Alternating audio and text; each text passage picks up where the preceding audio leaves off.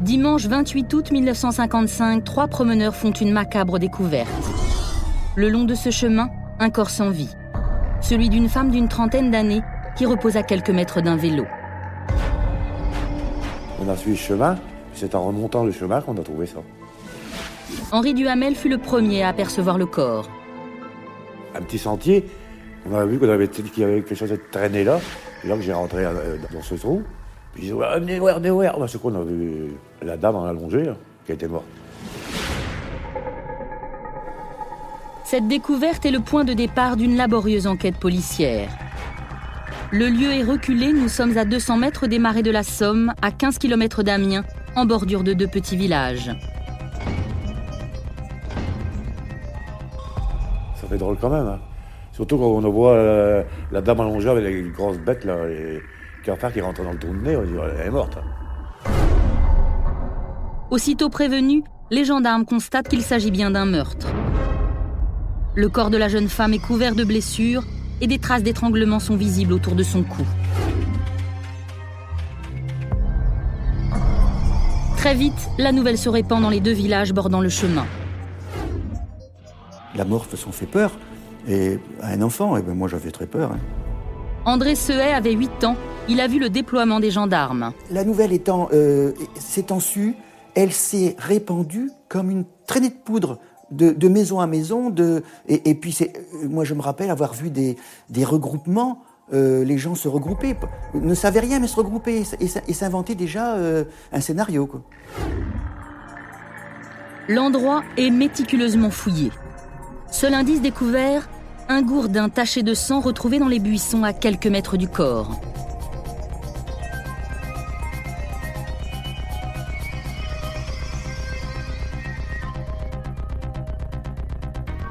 Aucun papier d'identité n'est retrouvé dans les affaires de la victime. Dans les villages alentours, personne ne la connaît. Tout porte à croire qu'il s'agit d'une touriste. La jeune femme porte un sac à dos avec quelques vêtements. Et sur son vélo, on retrouve un ticket SNCF, une première piste pour retrouver l'identité de la victime. Un détail va intriguer les gendarmes. Une roue de secours fixée au porte-bagages. De mémoire de gendarme, on n'avait jamais vu ça. Évidemment, le soir à la maison, les parents en parlaient parce que ça mettait tout le monde en révolution dans le village. Jean Leclerc habitait la Chaussée-Thirancourt, il avait 20 ans au moment des faits. Pour un petit pays comme ici, c'était vraiment le grand événement, hein. Parce que dans un petit village, il y avait à l'époque à peine 500 habitants. Les uns et les autres soupçonnaient peut-être Pierre, Paul ou Jacques qui auraient été susceptibles de commettre un tel méfait. Le procureur d'Amiens est saisi du dossier. Une instruction est ouverte. Les gendarmes passent la main à la police judiciaire. C'est donc la brigade mobile de la PJ de Lille qui hérite de l'affaire.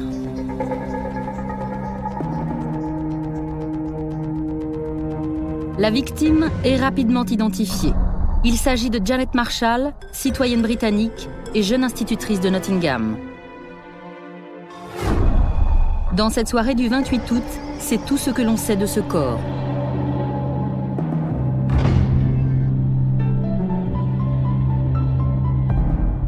Comme c'était les vacances, le corps a été transporté dans le préau de l'école. André Sehet, habitant de la Chaussée-Thirancourt et témoin de l'enquête. Et l'autopsie s'est pratiquée sous le regard de nombreux badauds qui avaient réussi à se hisser près de la clôture, près du grillage et qui n'en perdaient pas une louche, hein. Le lendemain de la découverte du corps, la presse publie les premiers articles et c'est le début d'un feuilleton suivi des 2 côtés de la Manche. Une affaire pareille, on l'a remarqué depuis 50 ans qu'il ne s'en est pas produit beaucoup depuis. Jacques Béal est journaliste au Courrier Picard. Le lieu où ça s'est passé est un lieu qui mène à l'Angleterre. Elle allait vers le Touquet, ensuite vers l'Angleterre. Donc il y a une grosse fréquentation des Anglais, des touristes anglais qui passaient par la Chaussée-Thirancourt, par Amiens, pour aller dans le sud de la France. Donc tout de suite, il y a eu ce lien entre à la fois un fait qui se passe dans un terroir et en même temps une connotation internationale et anglaise, britannique.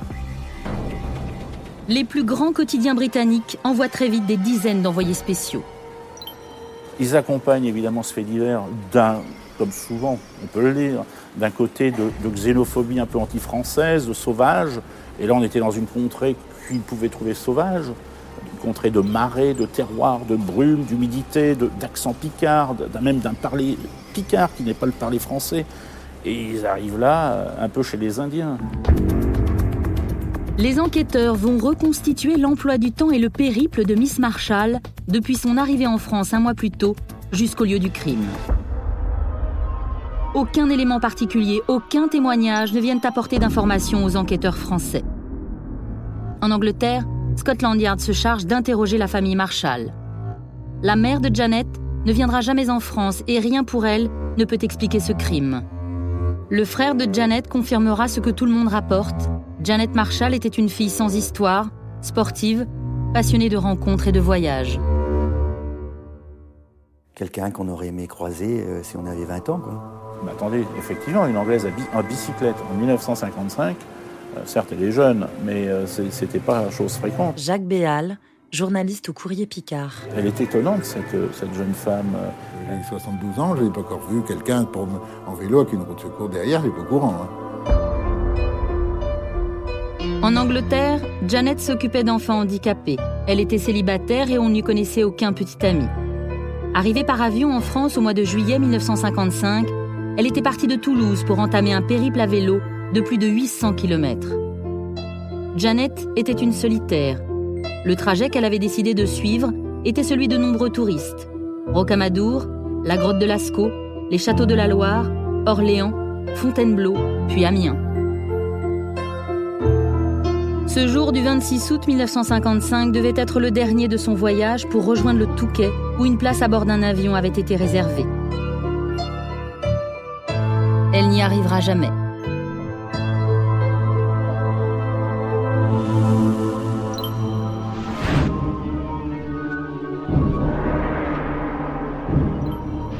Comme on n'avait pas trouvé l'assassin, dans le village, on disait « il est encore dans les marais ». Il est encore dans les marais. André Sehet. Donc, si les marais, notre maison étant la deuxième maison avant le marais, on se disait qu'un soir, il aura faim et il va revenir. Il va venir chez nous, il va taper à la porte ou même rentrer brusquement et puis nous prendre en otage ou on ne sait pas. Ça alimentait encore l'angoisse de tout à chacun. Les gens étaient un peu terrorisés. Dans les petits villages de la Chaussée-Thirancourt et de Bellois-sur-Somme, c'est l'état de siège. Les rues sont envahies par les journalistes, les policiers et les gendarmes. Le meurtrier de Janet Marshall court toujours. La psychose s'installe dans la région. Les gens avaient plutôt peur de rencontrer l'assassin. Michel Fourny habitait la Chaussée-Thirancourt. On ne connaissait pas, à vrai dire, grand-chose de cette tuerie. Le maire de la Chaussée-Thirancourt a fait un appel aux habitants de bien vouloir, à tel jour, à telle heure, se réunir à la mairie. Toute la population, hommes, de la Chaussée-Thirancourt et de Bellois-sur-Somme, entre 30 et 50 ans, étaient convoqués Jacques Béal. Pour être identifiés, s'identifier. Donc ça crée un climat un peu de psychose en même temps. J'ai obéi et je suis allé à la mairie de la commune de la Chaussée, au premier étage, pour raconter aux personnes qui étaient là ce que je pensais du crime de Miss Marshall. Pour les villageois, ce meurtre est un traumatisme alimenté par les premières photos diffusées. L'image d'une chaussure de la victime sera même publiée. La rumeur enfle et tout le monde devient suspect. La peur était dans le village et elle se transmettait de bouche à oreille, de commerçants ambulants à clients. Donc ça n'a fait qu'alimenter encore la rumeur en disant ça peut être quelqu'un d'ici. Comme c'est un endroit où allaient beaucoup de chasseurs, on dit pourquoi pas un chasseur. On avait vu le criminel à un endroit, on avait vu à un autre, on l'avait aperçu loin d'ici, on l'avait revu. Enfin, les nouvelles s'amplifiaient et puis devenaient peut-être même un peu fausses. Ça créait un climat de tension et de suspicion entre tous les habitants du village. Les premiers accusés, c'était nous, quand vous étiez là. Henri Duhamel, homme ayant découvert le corps. Vous voulez savoir qu'est-ce qu'on faisait là. Pour avoir les histoires qu'on a eues après, les emmerdes, c'est que je veux le dire. Qu'on a eu après, on a dû laisser tomber ça. On a dû partir, puis rien dire à personne. Ça aurait été quelqu'un d'autre qui l'aurait retrouvé. Maman me disait, non, tu n'iras plus à la pêche parce que l'assassin est encore là, il va te prendre. Et j'avais la pétoche. Il y a l'angoisse, parce que tant qu'on ne trouvera pas l'assassin, il pourra recommencer. Quelques jours après la découverte du corps, c'est une véritable armée qui occupe la Chaussée-Thirancourt. Le commissaire divisionnaire Chabot, patron de la police judiciaire de Lille, ordonne le déploiement de 130 gendarmes pour effectuer une battue dans l'espoir de trouver des indices supplémentaires. C'est l'opération Ratissage. Ils font peur. Ça provoque la peur de voir ces gens-là. Ils se regroupent sur les trottoirs, il y en a énormément. Et puis d'un seul coup, un coup de sifflet. André Sehet. Un chef les appelle. Et là, ils se sont mis en randonnion et ils ont pris le Marais dans toute sa largeur et ils ont ratissé depuis la chaussée Thirancourt en direction de Bellois-sur-Somme. La guerre, si on peut dire, une espèce d'état de siège, une telle armada qui débarquait pour essayer de trouver des indices, Jean Leclerc. ça a vraiment marqué les gens. Hein. Je n'étais pas habitué à voir ça. Hein. Mais la battue est un échec. Après une semaine d'enquête, le commissaire Chabot dispose de 2 commissaires principaux, d'une quinzaine d'enquêteurs de la PJ et de 3 escadrons de gendarmes pour résoudre l'affaire Marchal. À Paris, la Sûreté nationale lui donne carte blanche. Interpol se charge de la liaison entre les polices françaises et anglaises. Scotland Yard fouille en Angleterre les ports et les aéroports de la Manche. Par voie de presse, des appels à témoins sont lancés. On cherche des témoignages sur d'éventuels individus repérés dans le sillage de Janet Marshall.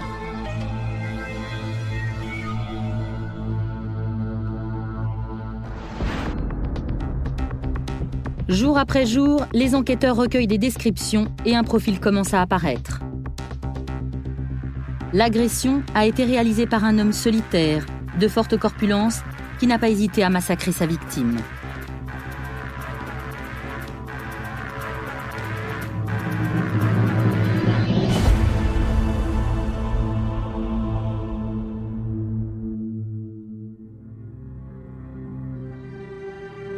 En 1955, les méthodes de signalement sont encore peu efficaces et difficilement exploitables.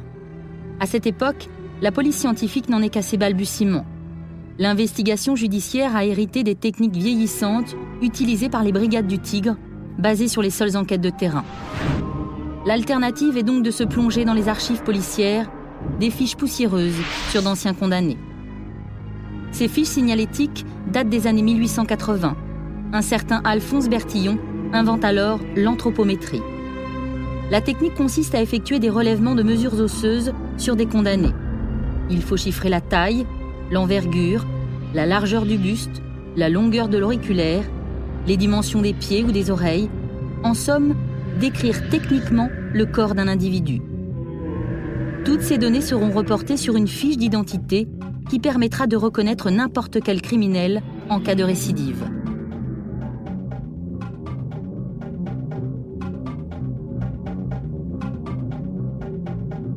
L'anthropométrie développée par Bertillon, ça consiste à classer les individus. Le commissaire Dièvre est le patron de l'identité judiciaire à Paris. Pour ce faire, il développe son système de mesure osseuse et il développe aussi la photographie standardisée, face, profil, 3/4. Chose qui n'existait pas à l'époque. Les individus interpellés étaient photographiés, mais souvent dans des poses artistiques. Coudé une colonne dorique, en pied, en plan américain, en gros plan. Et donc Bertillon dit, c'est totalement inefficace pour comparer. Il faut que tout le monde soit pris en photo de la même manière, à savoir à 3,50 m, dans le même cadre, assis sur la même chaise, et de profil, et de face, et éventuellement de 3/4. Il élabore aussi le portrait parlé, un signalement descriptif avec des termes qui sont communs à toutes les descriptions et utilisés par tous les policiers. Alors ça marche pas très bien, c'est la limite, les échanges d'informations sont pas très efficaces, et donc ce sont uniquement des fichiers manuels et ce sont uniquement des fichiers locaux, et il n'y a pas de centralisation nationale, ce qui rend la tâche des policiers extrêmement difficile. En 1955, l'équipe du commissaire Chabot utilise également les relevés d'empreintes digitales. Le procédé existe depuis longtemps déjà, mais comparer les fichiers d'empreintes et les traces reste une technique fastidieuse. Dès leur première semaine d'investigation, les policiers exigent que tous les hommes de 15 à 60 ans habitant les villages de la chaussée Thirancourt et de Bellois-sur-Somme viennent déposer leurs empreintes digitales. Malheureusement, les comparaisons avec les traces retrouvées sur le vélo de Janet Marshall ne permettront pas de trouver le coupable. Elle a dû se débattre quand même pas mal, je suppose. Pierre Pardouenne vivait à Bellois-sur-Somme cet été-là. Et je crois qu'il y avait pas mal de traces quand même de lutte. Alors, elle a dû se débattre, mais vous savez, un homme, c'est un homme quand même. Hein. Il la suivait peut-être même depuis un petit moment, puisqu'elle était en vélo. Et il la suivait, et puis il s'est trouvé face à elle. Est-ce qu'elle a été surprise ?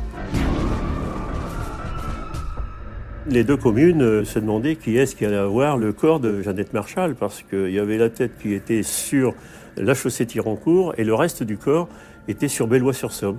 Elle était couchée dans un fossé, si vous voulez, et le fossé se partageait en deux, entre Bellois et la chaussée Thirancourt. Et pour finir, elle est partie à la chaussée Thirancourt. Elle était de religion anglicane. Et dans la religion anglicane, on ne rapatrie pas forcément les corps quand la personne décède. En principe, là où on meurt, on est enterré.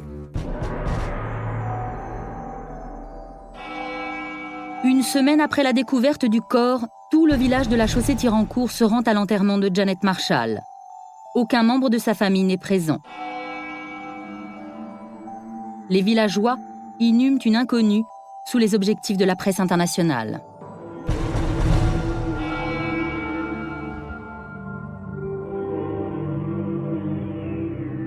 Un peu plus tôt, une deuxième autopsie avait été demandée par le juge d'instruction de Traux. Jeannette Marchal a-t-elle été violée ? La première autopsie n'avait pas été en mesure de répondre à cette question. Et pour cause, les légistes ont eu à examiner un corps abîmé qui, avant d'être découvert, est resté près des marais. Une deuxième autopsie, les policiers appellent cela une contre-expertise, les journalistes anglais, un gros cafouillage. Au plus fort de la pression médiatique, la police pense enfin avoir trouvé son coupable. Un vagabond des marais, Robert Payen. L'homme est un marginal en cavale. Il est recherché depuis plusieurs mois pour différents vols. Il a déjà connu la prison et une photo de lui existe dans les fichiers anthropométriques. Les enquêteurs vont rapidement arrêter le fuyard, un homme que les habitants surnomment le colosse des marais. Si on tenait un suspect, il y avait soulagement.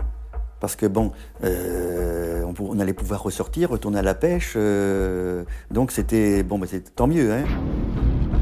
Mais le colosse des marais a un alibi solide qui l'innocente aussitôt. Il n'était pas dans la région au moment des faits.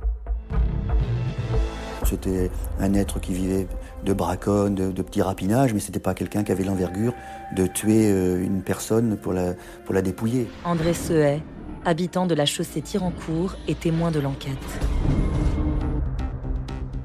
Le sang de Payen est comparé avec celui retrouvé sur le bâton qui aurait servi à frapper Jeannette. À l'époque, l'ADN n'existe pas dans la trousse à outils des policiers. Tout juste peut-on comparer les groupes sanguins. Celui de Payen n'est pas le même que celui retrouvé sur le gourdin. Payen est innocenté et l'enquête repart à zéro. Les fins limiers de la police judiciaire française sont ridiculisés. Les policiers ne savent pas comment procéder. En désespoir de cause, ils vont même tenter une expérience en faisant appel à Marcel Pauly, un pseudo-scientifique de la région.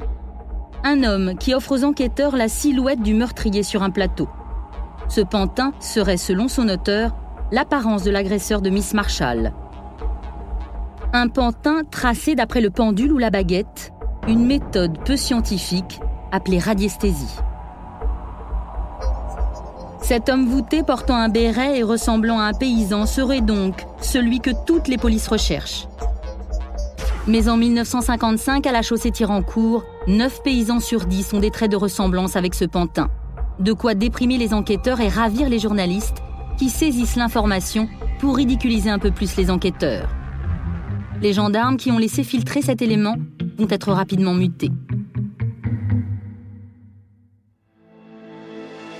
La presse anglaise se déchaîne sur l'incompétence des policiers. Le Sunday Pictorial détournera même le célèbre J'accuse de l'affaire Dreyfus en français dans ses colonnes pour fustiger la nullité de la police judiciaire française. Ça aurait été une picarde, assassinée dans les mêmes conditions, on en aurait bien sûr parlé, mais ça n'aurait pas eu cette répercussion. Ça a créé une tension et puis un climat de survolté. Jacques Béal, journaliste au Courrier Picard. Ça a agacé les uns les autres, c'est évident. Hein. En plus, excusez-moi, mais c'était pour les gens, c'était une Anglaise. Là, on était encore dans une mentalité vraiment d'un esprit de campagne. Hein. C'est pas quelqu'un du coin, c'est une Anglaise, donc les gens, après, disent oh, pas tout. Face à ces attaques, le commissaire Chabot riposte par des actions spectaculaires. L'opération baptisée Chronomètre démarre sur la nationale 35 à Piquigny. Les CRS Peignot et Dubois auraient aperçu Janet Marshall quelques heures avant sa mort. Ils vont donc refaire le trajet parcouru par la jeune femme depuis Piquigny jusqu'au fameux chemin des Bruats où son corps a été retrouvé. Des témoignages, il y en a. Tout le monde ou presque a vu Janet, seule ou accompagnée, mais les horaires ne sont pas concordants. Un voyageur de l'express Paris-Boulogne aurait même aperçu Miss Marshall au passage à niveau de Piquigny, alors que son train roulait à plus de 100 km/h.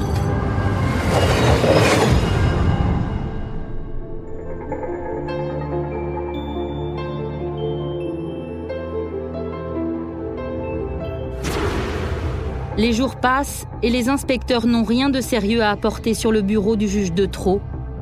L'enquête s'enlise. D'abord, il reproche à la police que l'enquête ne va pas assez vite. Il y avait une querelle, chacun tenait ses informations, il n'y avait pas trop de coopération entre la gendarmerie et la police parce que chacun voulant essayer de conclure l'affaire. C'était too much, et d'autant que la police française a bien sûr pas du tout démérité. Ça a agacé les uns les autres, c'est évident. Hein. Quand on a l'air de vous prendre pour des rigolos, ça ne fait jamais plaisir à personne, hein. Aussi bien la presse que les policiers. Hein. Les perquisitions reprennent de plus belle avec leur cortège de rumeurs. On apprend ainsi que le corps aurait disparu du lieu du crime 3 heures après l'agression et serait mystérieusement réapparu le surlendemain.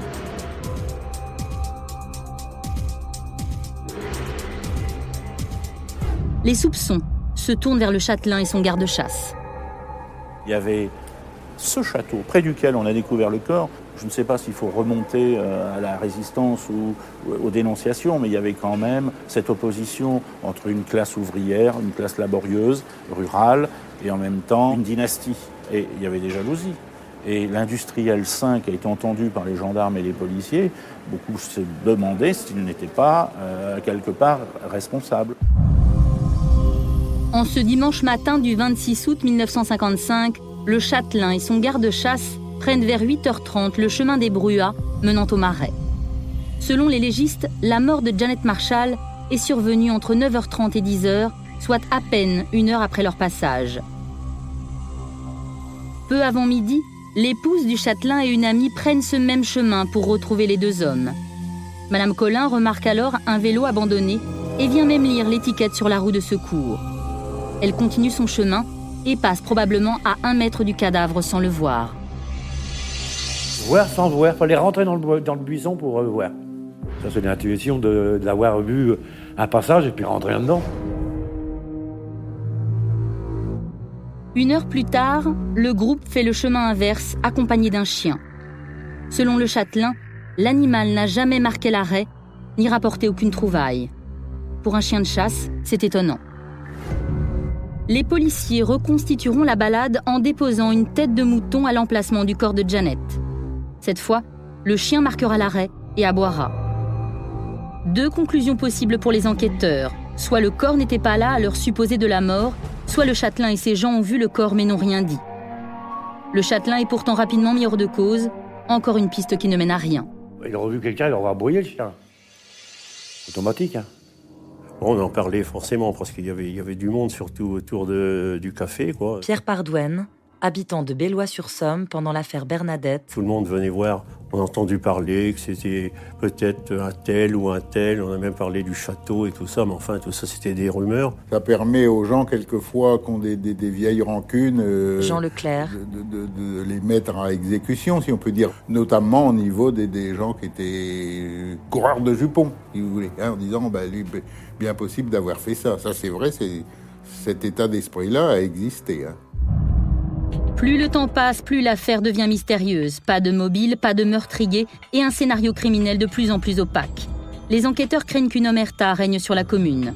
Chabot est furieux, il est sûr que l'assassin vient de la région. Tous les jours, il frappe à la porte. Par rapport, le père, il nous a Hubert. Henri Duhamel. Parce qu'on était questionné à la gendarmerie de Piquigny. Alors après, le père a dit, fini, tu n'iras plus. Si tu y vas, tu iras avec moi. Avoue, ça peut être que toi. De toute façon, on t'a vu sur son vélo, on t'a vu, c'est toi, c'est sûr. Qu'est-ce que tu faisais là, à cet endroit-là Bon, l'ambiance était très tendue, je pense, parce qu'il y avait un certain climat de méfiance vis-à-vis de cette police-là. Les gens avaient un peu peur de ces policiers en disant qu'est-ce qu'ils sont venus nous embêter. Et... Si les gens du village avaient su quelque chose, ils auraient dénoncé, hein. Ça c'est à peu près sûr. Hein. Parce que ça aurait été un soulagement pour tout le monde. L'affaire provoque chez les villageois un véritable traumatisme. Bernadette avait 20 ans quand un soir, en rentrant du travail, elle découvre son mari entouré d'inspecteurs. Il est considéré comme le suspect numéro 1.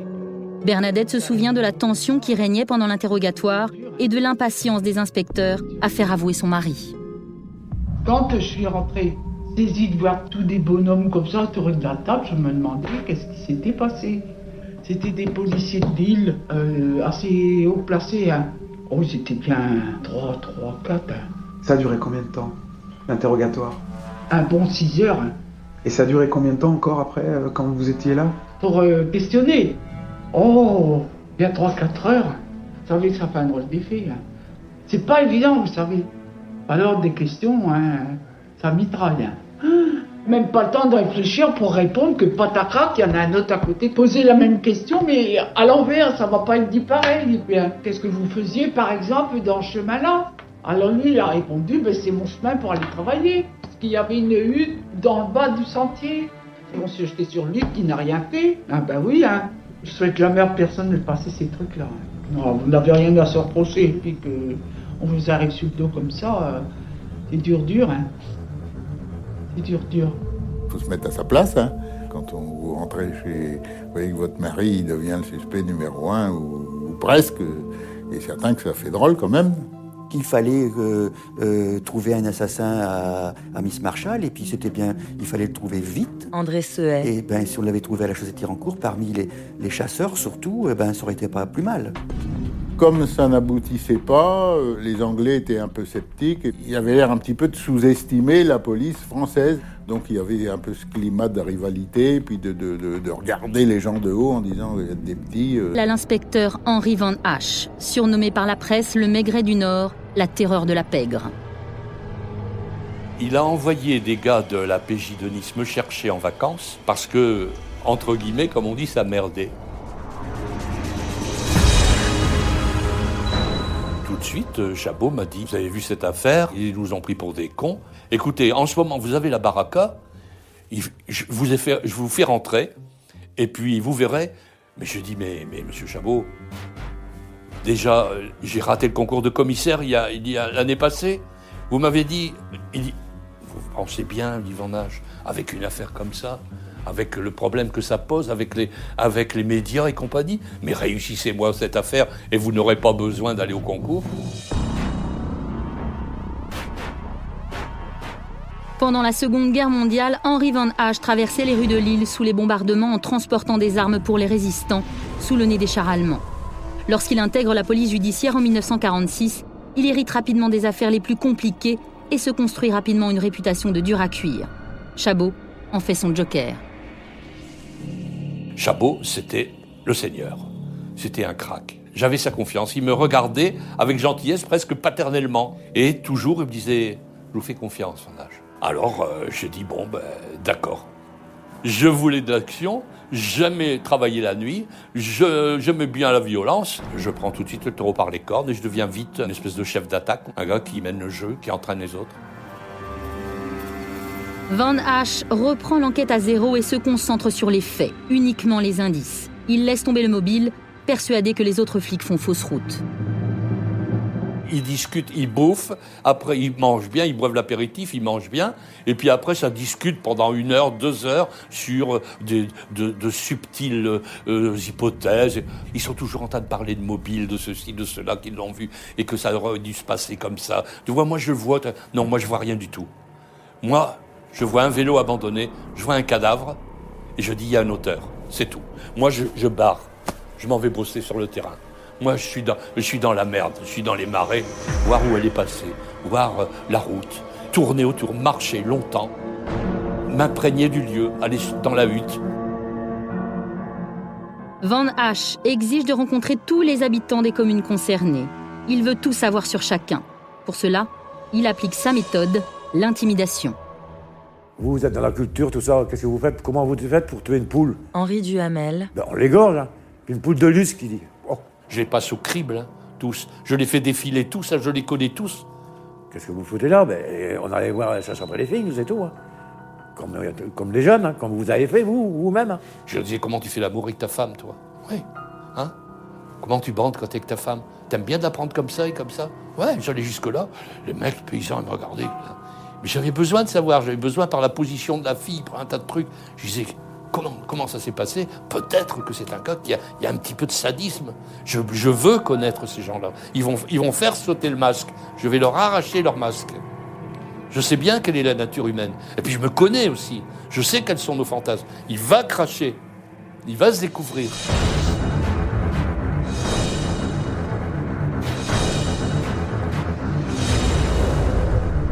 Je vais voir celui dont l'œil s'allume quand on parle d'une fille qui a les jambes écartées avec sa culotte en bas des jambes. Voilà. Hein? Et c'est ce que je fais. Ça m'amène à rien, d'ailleurs. Ça m'amène à rien. Les gars sont là, sont des braves paysans. J'ai éliminé aussi. C'est pas un gars du coin.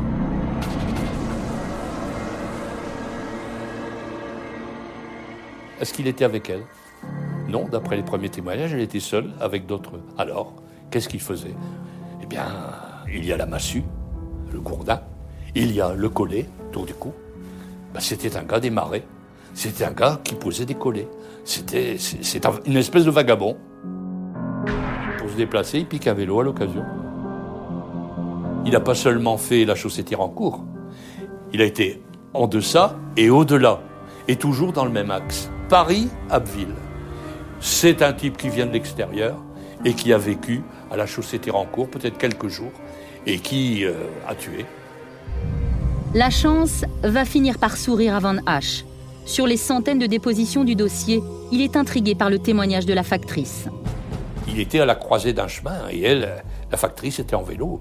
Elle a filé et c'est après coup qu'elle a dit « Mais ce type-là, je l'ai vu, il m'a fait peur. Il avait une sale tête, il était buriné. Il avait de ces rides du nez au menton.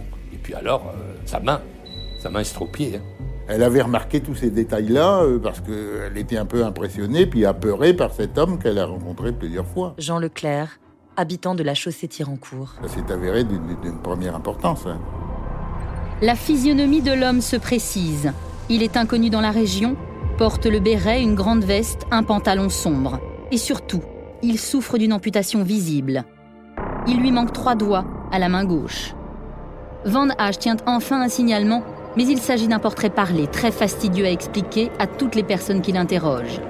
Il en parle au commissaire Chabot, qui a un éclair de génie, un de ceux qui vont s'inscrire dans l'histoire de la police scientifique.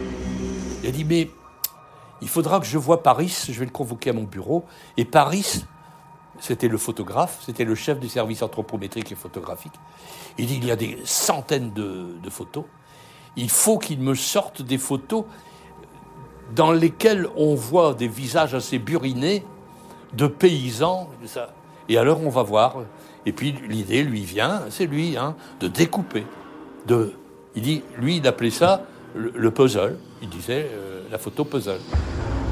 La photo puzzle, aujourd'hui appelée le portrait robot, une vraie révolution. La méthode est complexe. Il faut disposer de plusieurs centaines de photographies et les couper en 3 bandes horizontales interchangeables. Chabot en est à son 2e coup. C'est dans 1952 à Lyon qu'il met au point cette méthode et qu'il la teste avec succès dans une autre affaire criminelle. Sa technique a désormais un nom, le portrait Chabot. Le FBI s'intéresse de près à cette méthode française. Les Américains seront les premiers à fabriquer une mallette transportable d'échantillons photographiques. La méthode reviendra en France avec une nouvelle appellation plus technique.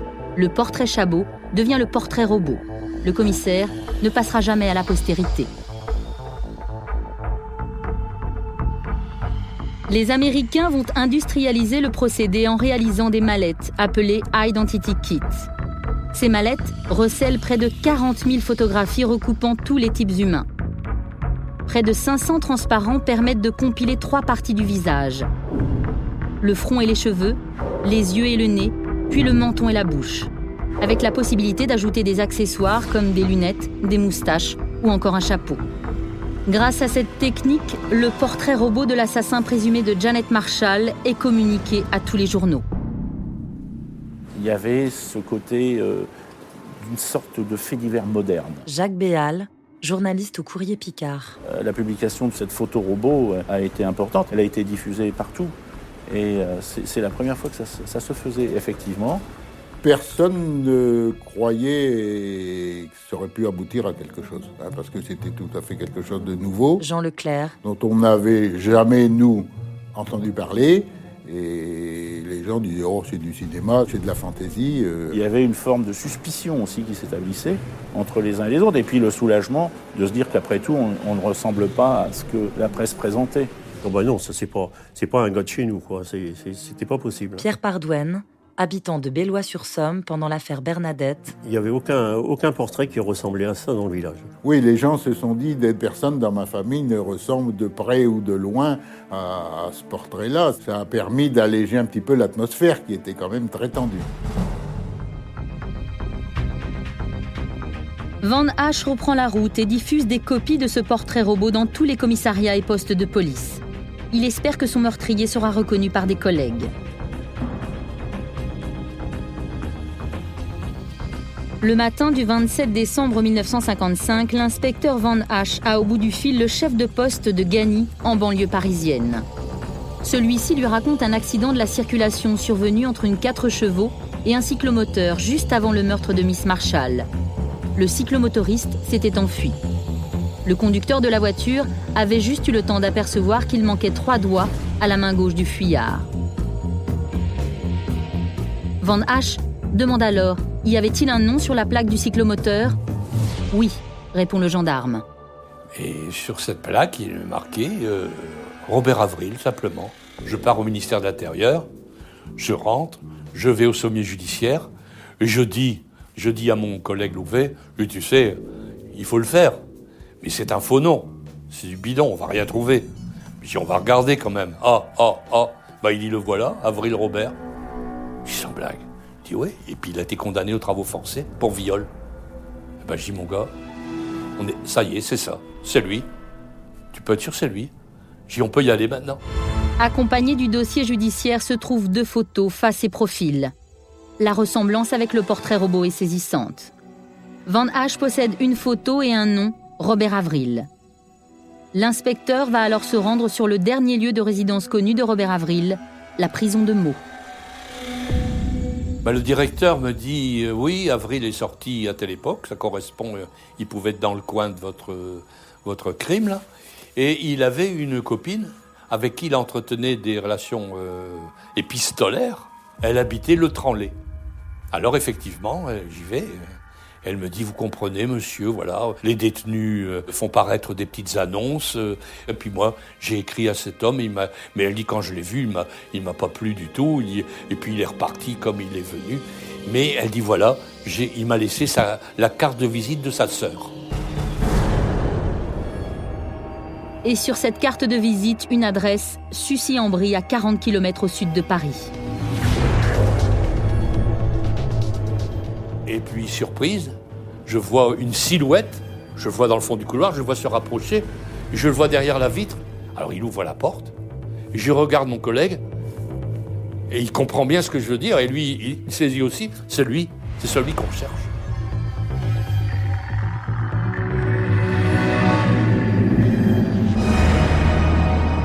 Il avait un faciès qu'on nous donne en exemple souvent en criminologie du criminel né.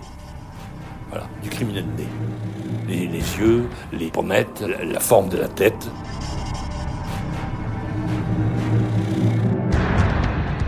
Je vois bien qu'il commence à suer partout.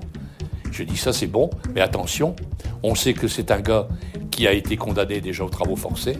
C'est un gars qui n'avouera jamais. Il faut arriver à le faire tomber dans un piège, lui faire des déclarations contradictoires, et puis peut-être l'énerver, l'irriter au point qu'il lâche quelque chose. Peut-être le bousculer un petit peu, quoi qu'il apparaît, comme c'est parce qu'à l'époque, quelquefois on y allait, ça partait. Van Hache et Louvet vont interroger Robert Avril toute la nuit. Ils ont devant eux un dur, un homme qui connaît les méthodes d'intimidation de la garde à vue.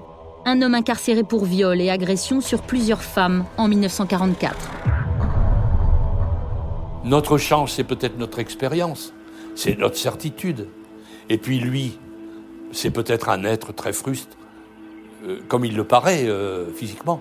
Il s'avérera que non, il est beaucoup plus intelligent que ça. Louvet perquisitionne et retourne la maison jusqu'à trouver un collier de perles, une montre et un appareil photo, ainsi que des rustines anglaises trouvées dans une poche de Robert Avril. Toutes ces affaires appartenaient à Janet Marshall, mais Avril ne lâche rien. Il dira, ah oui, dites, vous savez, j'ai compris tout de suite. Hein. Vous savez que chaque jour, je regarde le journal, je savais que vous alliez arriver et que vous veniez pour ça. Il dit, je sais. Van Hache et Louvet font transférer le 7 janvier 1956 l'accusé à Amiens pour une garde à vue qui va durer 40 heures. Le juge Detreau et le commissaire Chabot sont là. C'est le moment tant attendu par tous depuis maintenant 5 mois.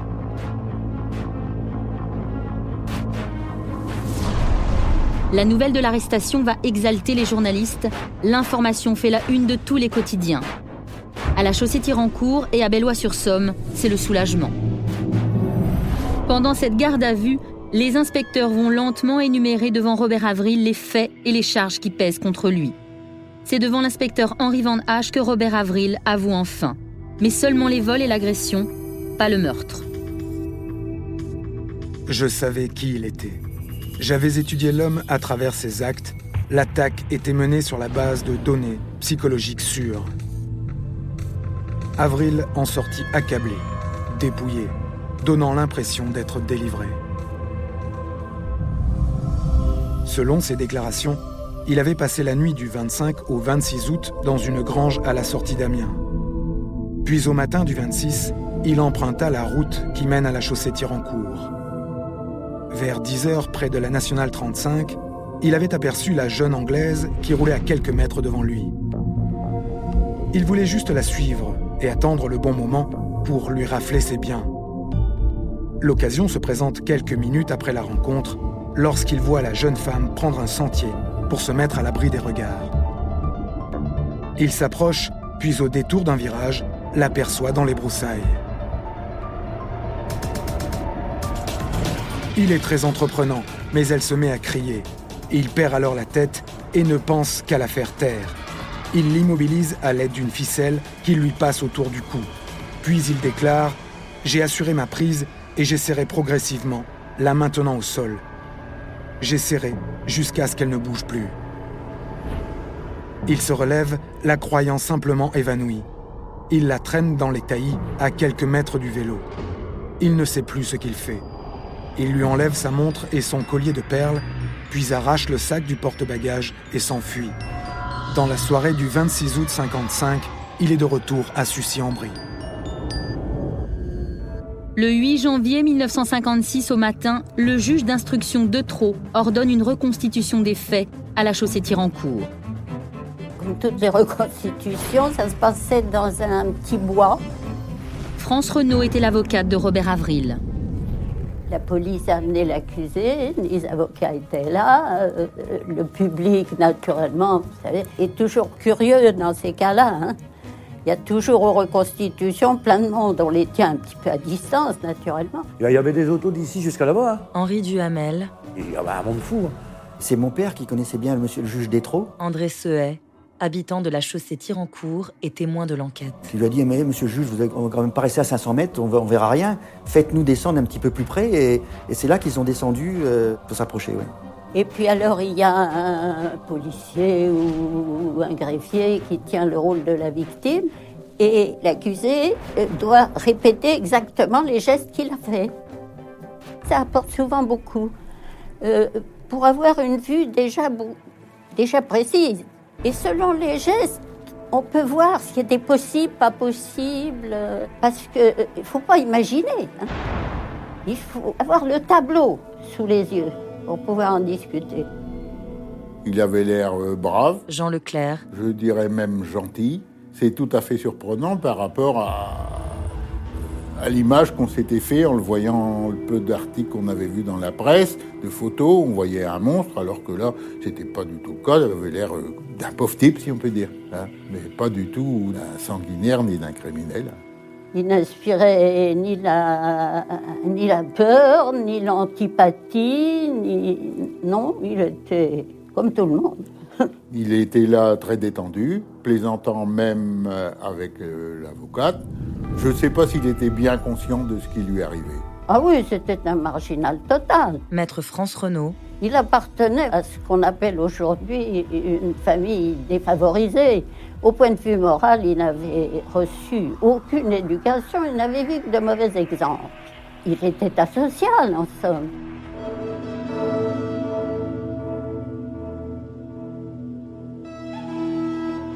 Depuis son arrestation, Robert Avril se comporte d'une façon déconcertante.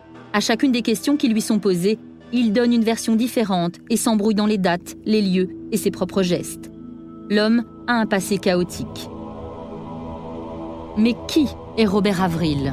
En 1919, Robert n'a que 6 ans quand, en jouant avec un détonateur oublié dans un champ, l'objet explose dans sa main gauche, lui arrachant 3 doigts. Quelques mois plus tard, sa mère décède de la tuberculose, puis son père se suicide alors que les gendarmes viennent l'arrêter pour viol. Robert Avril est placé dans un orphelinat dont il s'échappera à l'adolescence. Il va errer dans les champs, travaillant comme il le peut pour obtenir de quoi manger, dormant n'importe où et vivant de rapine pour améliorer son ordinaire de vagabond. Son infirmité de la main gauche ne lui facilite pas les choses avec les filles. Robert Avril cultive la honte de son handicap. Pendant la guerre, il commettra 4 viols dans le seul mois de juillet 1944. Retrouvé à la Libération, il sera jugé et condamné à 10 ans de travaux forcés. Il n'en fera que 7 pour bonne conduite et retrouve la liberté en été 55, au moment même où Janet Marshall commence en vélo une traversée touristique de la France.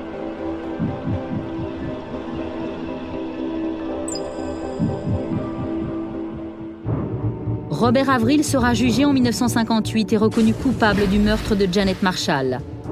Il bénéficiera des circonstances atténuantes et sauvera sa tête. Le jury populaire d'Amiens le condamne à perpétuité.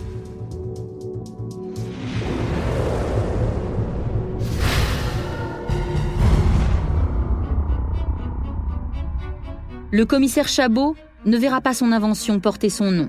La technique utilisée par toutes les polices scientifiques de la planète reste pour tout le monde celle du portrait robot.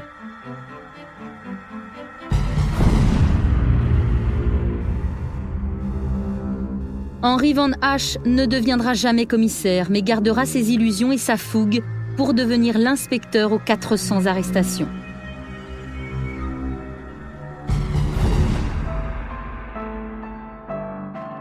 Janet Marshall repose toujours à la Chaussée-Thirancourt. Sa tombe est encore fleurie.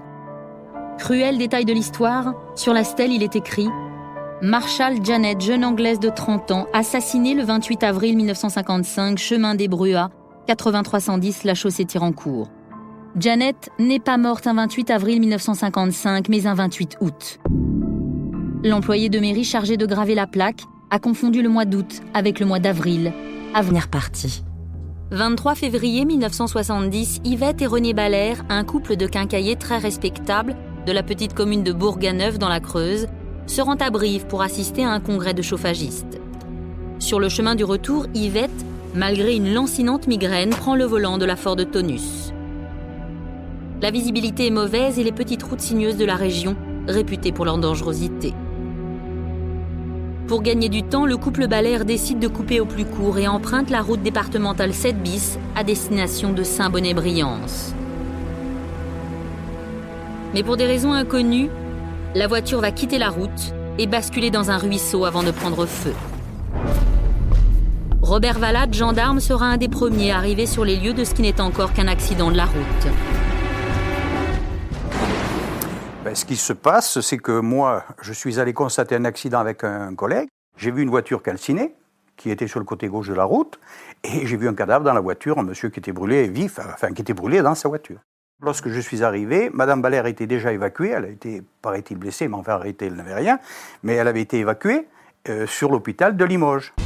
Seul témoin de cet accident, Yves Grandot, un chauffeur routier arrivé sur les lieux du sinistre quelques minutes après la sortie de route de la voiture. Le chauffeur du poids lourd qui a été entendu, c'est lui qui a dit que Madame Balaire remontait le fossé lorsqu'il y a eu cet accident et que la voiture prenait feu. La presse régionale se fait l'écho de ce tragique accident qui endeuille la commune creusoise de Bourganeuf.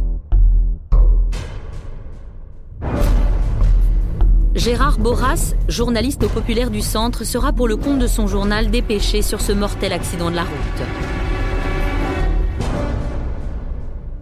Sur Bourganeuf, c'était un commerçant connu, un enfant de Bourganeuf et des environs. Un ancien mineur devenu commerçant, un bosseur, un gars sympa, bien connu dans la ville. Bon.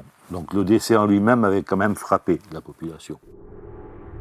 Pour compléter son papier, Gérard Boras prend contact avec le correspondant local qui indique aux journalistes que l'affaire sent le soufre.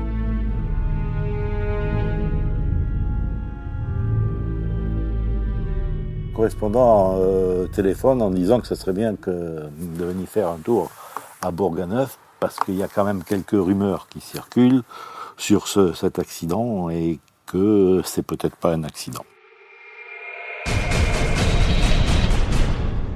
Mais on en est simplement aux rumeurs. On sait une chose, c'est qu'elle a un amant. On les a vus ensemble, les voisins les ont vus en voiture. C'est difficile de se cacher dans une petite ville. Tout le monde commence à parler de cette affaire et chacun y va de son commentaire en disant que c'est elle qui l'a tué, que c'est l'amant qui l'a tué. On ne sait pas trop. Les gendarmes qui poursuivent leurs investigations relèvent également quelques invraisemblances dans les déclarations de Madame Balaire, interrogée sur son lit d'hôpital. On avait constaté que c'était lui qui conduisait, on avait mis que c'était lui qui conduisait, il était coincé au volant, c'était tout à fait logique, le côté où il se trouvait, et elle était passagère, puisqu'elle avait pu sortir. Mais où ça s'est compliqué, c'est que 2 ou 3 jours après, le collègue est allé l'entendre, lui a pris sa déclaration, et lorsqu'il est revenu à la brigade, il a dit « mais c'est elle qui conduisait, c'est pas lui qui conduisait ». Le problème, c'est qu'elle ne pouvait pas sortir de la voiture si elle conduisait. Parce que la porte avant gauche était coincée contre les arbustes. Donc elle était morte dans la voiture si elle avait été conductrice. Elle ne pouvait pas sortir, c'était pas possible. Comment Yvette a-t-elle pu s'extirper de la voiture accidentée ? Comment expliquer qu'une de ses chaussures ait été retrouvée de l'autre côté du véhicule alors qu'elle y être restée sans connaissance ? Autant de questions qui sèment le doute et commencent à mettre à mal la thèse de l'accident. 25 février 1970, l'avis de décès de René Balaire est publié dans les pages locales du journal. Mais à Bourganeuf, le cynisme se mêle à la tristesse. Le regretté René Balaire le serait-il vraiment ? Jeudi 26 février, le village est réuni dans la petite église pour pleurer l'enfant du pays. Manque à l'appel, Madame Yvette Balaire, en état de choc, dit-on, sourire aux lèvres. Pour de nombreux Bourgagnots, la veuve joyeuse n'a pas le cran de se prêter à la mascarade de l'enterrement de celui dont elle souhaitait la mort. René Balaire est conduit vers sa dernière demeure. Mais c'est tout un village qui fulmine et réclame vengeance. Le cocu brûlé vif doit retrouver tout son honneur perdu. La dépouille de René Balaire ne va pas reposer en paix bien longtemps. Quand Yvette rencontre René Balaire en 1952, elle comprend que l'avenir lui sourit enfin. La jeune fille mère vient de trouver un père d'adoption pour son petit garçon Gérald.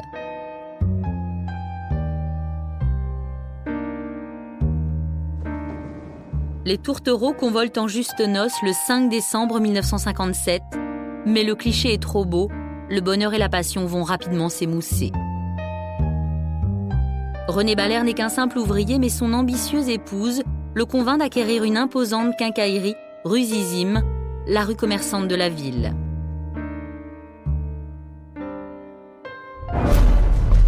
Roger Dutheil était un camarade de classe du décédé René. Il tenait lui-même un commerce en face de la quincaillerie des Balaire. Elle était connue comme quelqu'un de pas très recommandable ou sérieux. C'était une étrangère. Alors que René Balair, c'était un bourguignon. Oui, ça fait toute la différence. C'est une bête curieuse, on ne la connaît pas, cette femme-là. Donc on s'intéresse, on essaye de... C'est une étrangère. C'est une étrangère, et l'étrangère, en général, dans ces petites communes, je ne dis pas qu'il est suspect a priori, il n'y a pas le délit de faciès, mais on le regarde quand même, il n'est pas adopté d'emblée. Cette madame-là, quand elle était jeune fille, elle passait déjà pour quelqu'un d'assez léger. La preuve, c'est qu'elle avait déjà eu un enfant. Hein. Donc, son mariage, même avec Balair, avait déjà fait un petit peu jacasser les gens, parce qu'on se doutait ou on pensait que si elle se mariait avec lui, c'était tout simplement parce que c'était pour se mettre peinarde. Avec ce mariage, Yvette aurait décroché un passeport pour la vie facile, mais également un visa pour la morosité. Derrière la caisse enregistreuse de sa quincaillerie, Yvette voit sa vie se draper d'ennui jusqu'à ce jour de printemps 1960 où un fringant agent EDF pousse la porte de son commerce. L'homme qu'elle attendait depuis tant d'années, celui qui conjugue comme elle à la perfection les verbes réussir et paraître, s'appelle Bernard Cousty. Il avait la prestance du monsieur, toujours en costard. Gérard Boras, journaliste au Populaire du Centre. Tiré à quatre épingles, propre sur lui, c'était un commercial. Lui, c'était le monsieur bien sapé, et le mari, c'était l'artisan du petit bourg, bleu de travail, la casquette, le béret, je crois que c'est la casquette qu'il portait, etc.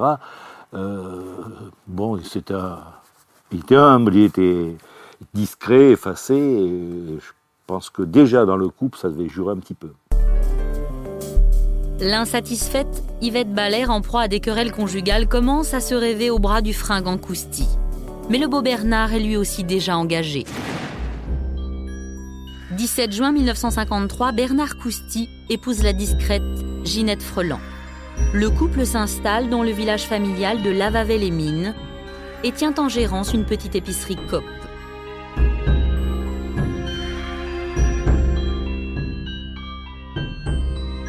La construction d'un solide pavillon leur confère une certaine aisance, mais il en faut plus à l'ambitieux monsieur Cousty. Bernard se rêve un homme respecté, il sera agent commercial EDF.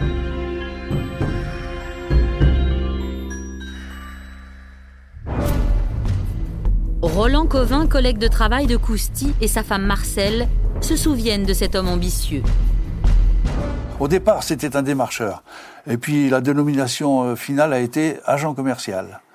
Et ce qui fait que, on a l'impression que, enfin, il donnait l'impression d'être absolument indispensable pour que l'entreprise puisse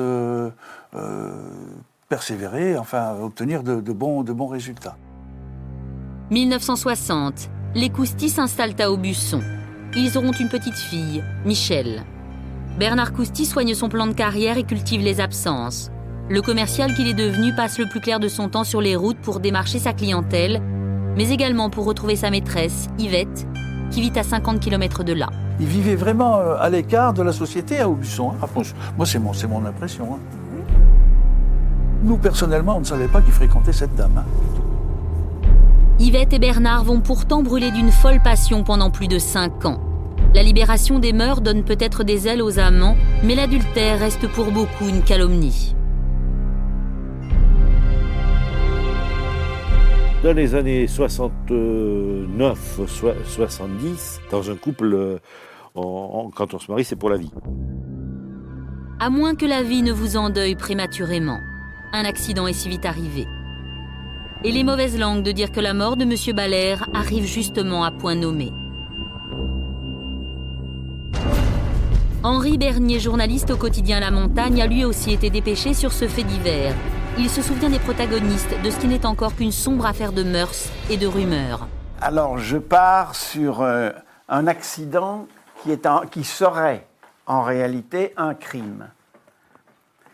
Mais il n'y avait pour l'instant encore aucune preuve. C'était une supposition. Cette rumeur qui serpentait, mais comme un véritable serpent à travers la ville. Alors, cette liaison connue qui était affichée avec Cousty choquait énormément les gens. On pensait aussi qu'elle aurait pu peut-être avoir une liaison, mais d'être beaucoup plus discrète.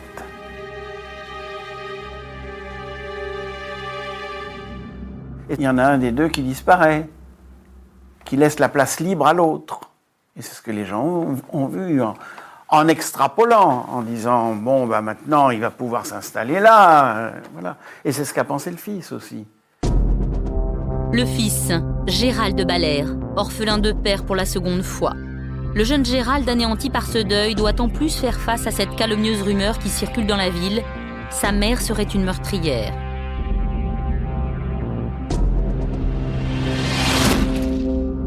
Pour faire taire ces écœurants ragots, pour redonner à Yvette Balair une dignité perdue, Gérald demande à ce que lumière soit faite sur cet incident. Ce garçon, il a eu un soupçon. Robert Valab, gendarme. Sur la mort de M. Balair. Et il a été le dire à la gendarmerie. Une enquête est ouverte. Gilbert Tinet, juge d'instruction, est en charge de ce dossier. Il commence ses investigations sur la voiture carbonisée. On a vu cette voiture qui était dans un état épouvantable. Tout l'arrière avait brûlé, même tout l'intérieur. Tout ça a été complètement carbonisé. Mais ce qui a attiré immédiatement l'attention de l'expert, c'est que le devant de la voiture où se trouve le moteur, évidemment, était à peu près intact. On n'avait pas l'impression que le feu était parti du moteur. Ce qui est, bon, c'est le travail de l'expert de voir ça. Et je me souviens que l'expert, il a eu cette réflexion qui m'avait frappé tout d'un coup. Il se retourne vers moi après avoir tourné autour de la voiture pendant 10 minutes, avoir gratté à droite et à gauche. Il m'a dit « Monsieur le juge, cette voiture-là, on y a foutu le feu. » Ah! Ça me donne simplement des éléments qui m'obligent à aller voir ailleurs, à chercher autre chose. Alors donc ça, c'est la voiture. Bon, maintenant, il y a le corps. Ce que nous cherchions, c'est de savoir comment cet homme était mort. Est-ce qu'il était mort uniquement dans l'incendie ou est-ce qu'il s'était passé quelque chose après? Autrement dit, on cherchait à voir s'il n'avait pas été homicidé avant par projectile d'arme à feu ou des choses comme ça. C'était notre seule chance, parce qu'un coup de couteau, on l'aurait jamais trouvé. Hein. Sur un corps carbonisé, c'est fini, quoi.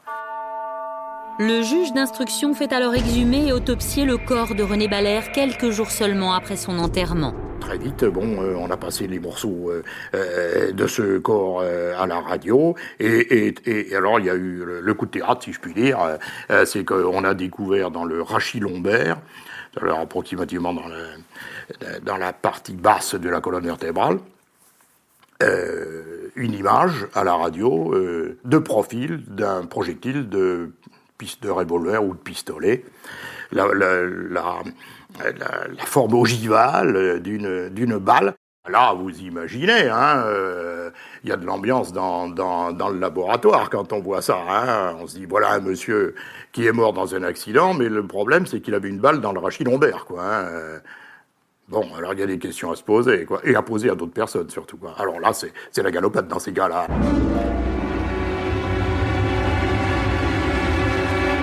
Et des questions, la police en a posé à Yvette Balair. On a dû lui mettre, je pense, la balle sous le nez en disant « Et ça, d'où ça vient ?» quoi. Alors, c'est effondré très vite. D'après ce que j'ai su, il n'y a pas eu de problème de ce côté-là. Elle était dans un état que l'on devine, quand même. Et puis, c'était pas une criminelle professionnelle, loin de là, pour femme, c'est vrai. Elle n'a pas la résistance de nos gangsters professionnels. Yvette Balair passe aux aveux et donne le nom de son complice, Bernard Cousty. J'inculpe successivement, et au vu des déclarations qu'ils ont fait, Monsieur Cousty, d'homicide volontaire avec préméditation, c'est le mot officiel pour assassinat, et puis Madame Balair de complicité, parce que c'est pas elle qui a tiré, mais elle en a fourni les moyens, puisqu'elle conduisait la voiture, il y avait un rendez-vous, etc., de complicité d'assassinat. Voilà. À défaut d'être à décharge, la requête de Gérald va mener sa mère et son amant tout droit derrière les barreaux.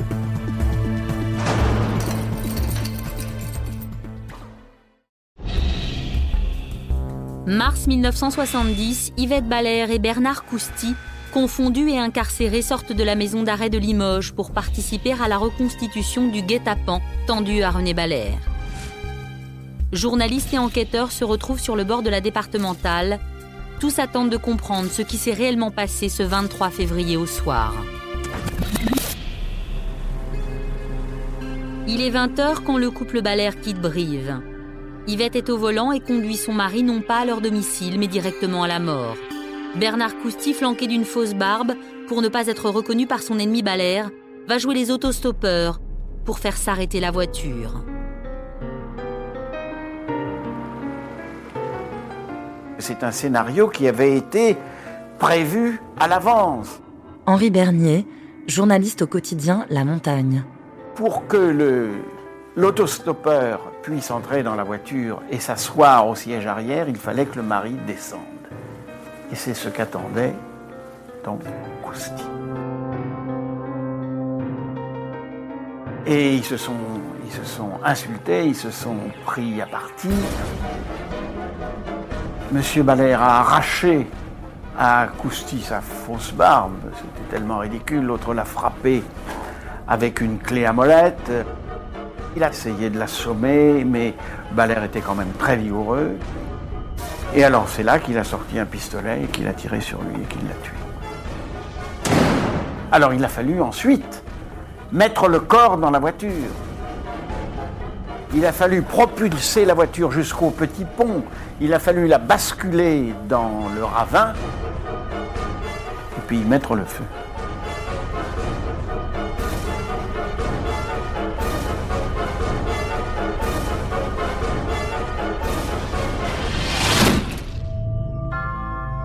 Sur le lieu de la reconstitution de ce que l'on peut maintenant appeler un crime, l'ambiance est lourde. Les deux amants, que tous surnomment désormais les diaboliques, vont mimer les moments clés de ce macabre guet-apens.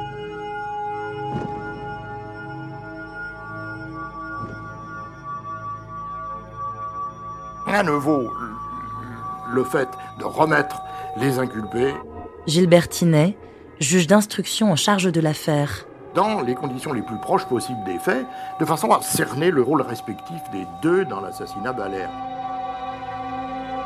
L'affaire Cousty-Balaire fait la une des journaux et les heures belles de la presse à scandale. La culpabilité des deux amants ne fait aucun doute. Mais quelques zones d'ombre restent à éclaircir. Qui est à l'origine de ce macabre projet? Pourquoi? Qui a mis le feu à la voiture? Où est l'arme du crime?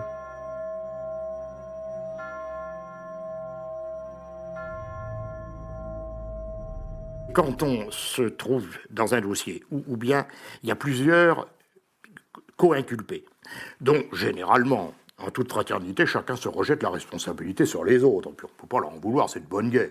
Ils étaient trois, il y en a un qui est mort, et les deux autres, c'est pas moi, c'est lui. Bon, ce qui est classique et banal. Alors on est là pour essayer de savoir qui a fait quoi.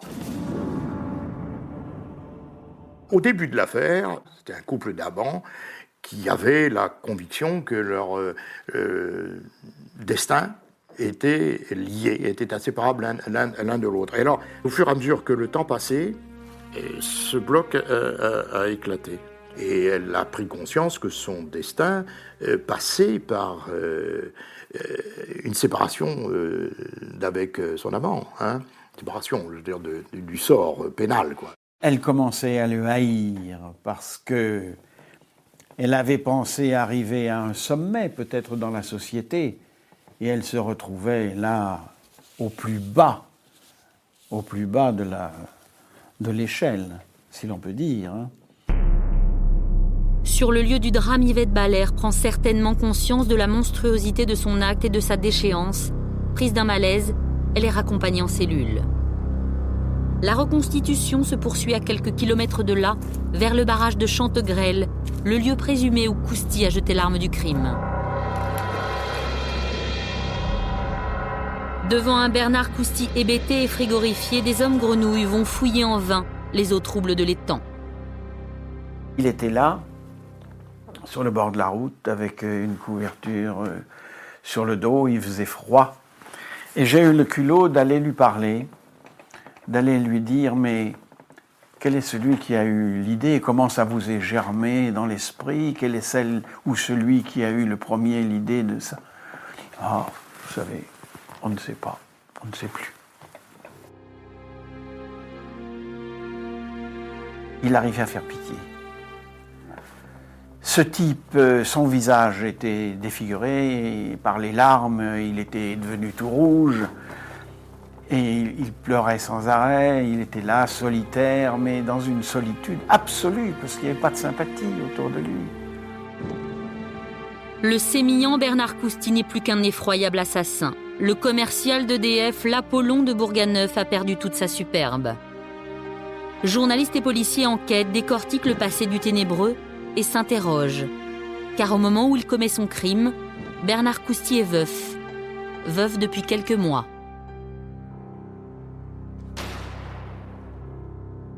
On apprend que sa femme est morte. Gérard Boras. Il n'y a pas bien longtemps. Et elle est morte le soir du réveillon de Noël. Donc déjà ça, quelque chose d'intéressant. C'est vrai, c'est pas banal, quoi. C'est pas banal. Et elle est morte à la suite d'une grippe.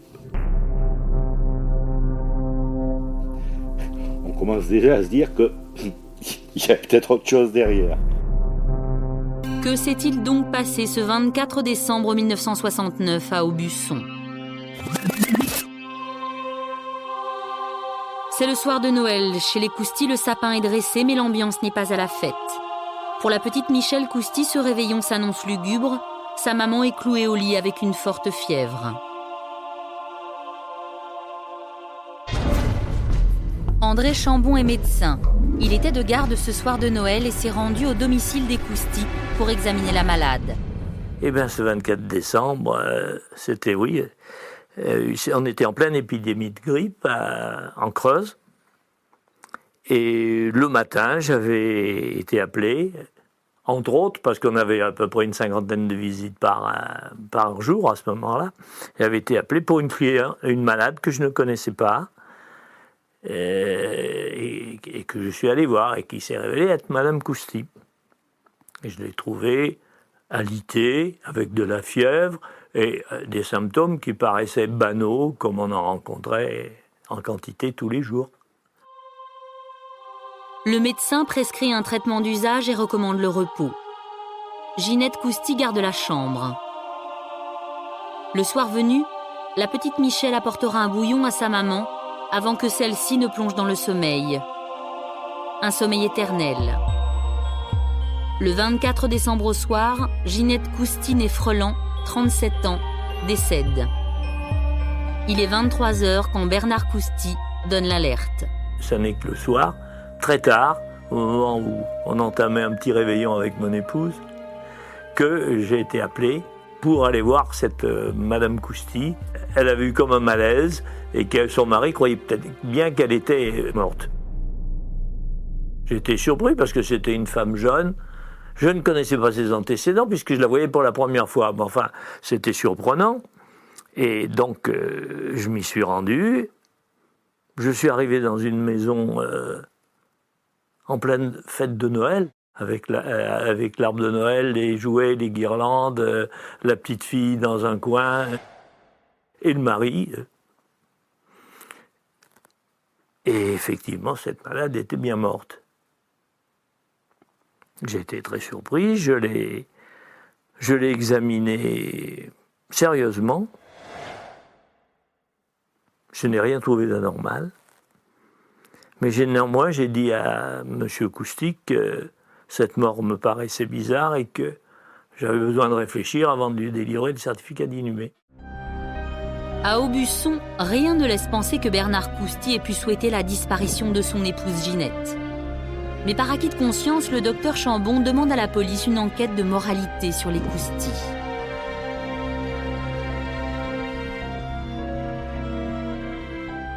Tout me paraissait normal après le rapport de police. Cet homme paraît au-dessus de tout soupçon, il rentre régulièrement chez lui à la maison, il aide aux travaux ménagers, il a une très bonne réputation, on ne lui connaît pas de liaison. Et si bien que finalement, j'ai signé le certificat de décès dans mon bureau, en présence de M. Cousty et en présence aussi du commissaire de police. Ginette Cousty sera enterrée dans l'intimité et pleurée comme il se doit par Michèle, sa petite fille, et Bernard, son mari. Un veuf qui pousse le machiavélisme à son zénith en déposant sur la stèle de la défunte une gerbe de fleurs et ces quelques mots « À ma chère Ginette ». Difficile de croire que les décès à 2 mois d'intervalle de Ginette Cousty et de René Balaire sont fortuits. Ça se conjuguait entièrement, oui. Henri Bernier. La mort de Madame Cousty et la mort de Balaire, finalement, c'était l'équation qui était résolue. D'un côté, le mari disparaissait, de l'autre côté, la femme disparaissait. Donc, les deux qui étaient concernés allaient avoir le champ libre. Confondu pour le meurtre de René Balaire, Cousty va s'affranchir du second crime qu'il a sur la conscience pendant un interrogatoire avec le juge d'instruction. Il a eu le temps de me raconter beaucoup sur sa liaison avec Madame Balaire, la façon dont il l'avait connue, et puis la façon dont ils ont dit, on va créer une nouvelle cellule familiale, n'est-ce pas, mais qui passe par l'assassinat du mari gênant. Donc, des heures et des heures d'interrogatoire, on relit le PV de façon à ce qu'on s'entende bien, que j'ai pas dit des choses qu'il n'avait pas dit. Bon, on est d'accord. Il signe tout ça, je ne sais combien de pages d'interrogatoire, et ça a été un coup de théâtre comme j'en ai vu peu dans ma carrière d'ailleurs. Mais il me dit voilà, ça vous le savez sans doute pas, mais moi j'ai tué ma femme.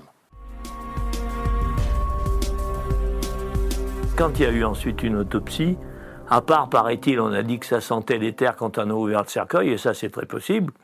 Mais c'est surtout les examens toxicologiques qui ont fait apparaître la vérité. Si mes souvenirs sont bons, il l'aurait étouffé sous un oreiller sur lequel il avait renversé un flacon d'éther qu'il lui avait appliqué sur la bouche, voilà. Alors comme elle était dans un état respiratoire, c'est certainement pas fameux, puisqu'elle était grippée, avec peut-être des troubles de la... Vous écoutez Faits divers, épisode 8, Les amants diaboliques, deuxième partie. Yvette aime Bernard, Bernard aime Yvette. Ils sont mariés, mais pas l'un à l'autre. Cette équation dans les années 70 est insoluble. La législation sur le divorce en est à son balbutiement. La vague de libération sexuelle insufflée par les événements de 68 n'a pas vraiment révolutionné ni les textes de loi ni les mentalités. La constatation est encore plus vraie dans certaines régions de France. Dans la Creuse profonde, la libération sexuelle, elle n'existe pas tellement. Gérard Boras, journaliste au Populaire du Centre. Ce sont malgré tout, c'est quand même une mentalité paysanne. Mentalité paysanne, c'est la fratrie, c'est la tribu, c'est la famille. C'est le doyen qui préside à table, c'est encore ça quand même, c'est rustre.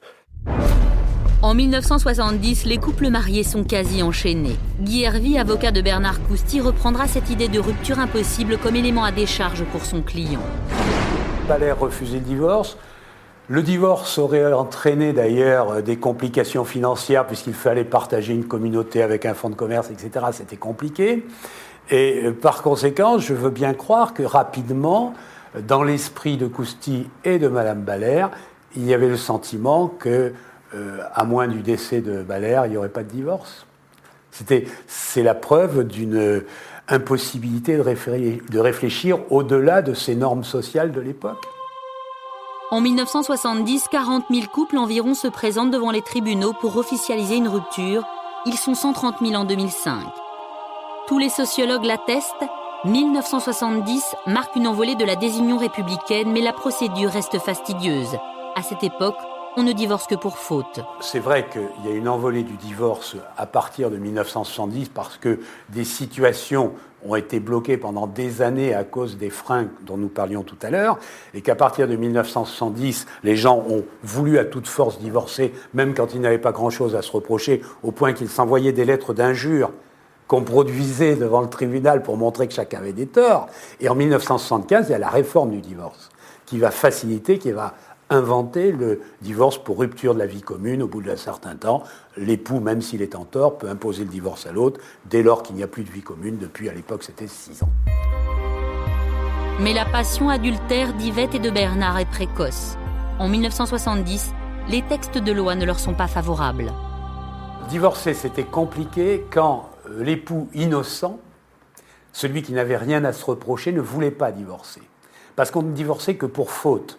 Par conséquent, il fallait qu'un des époux fasse des reproches à l'autre et en apporte la preuve. S'il ne voulait pas faire de reproches, bien que connaissant la liaison, eh bien, le divorce n'était pas possible. Et de son côté, Yvette Ballaire n'avait rien à reprocher à son mari.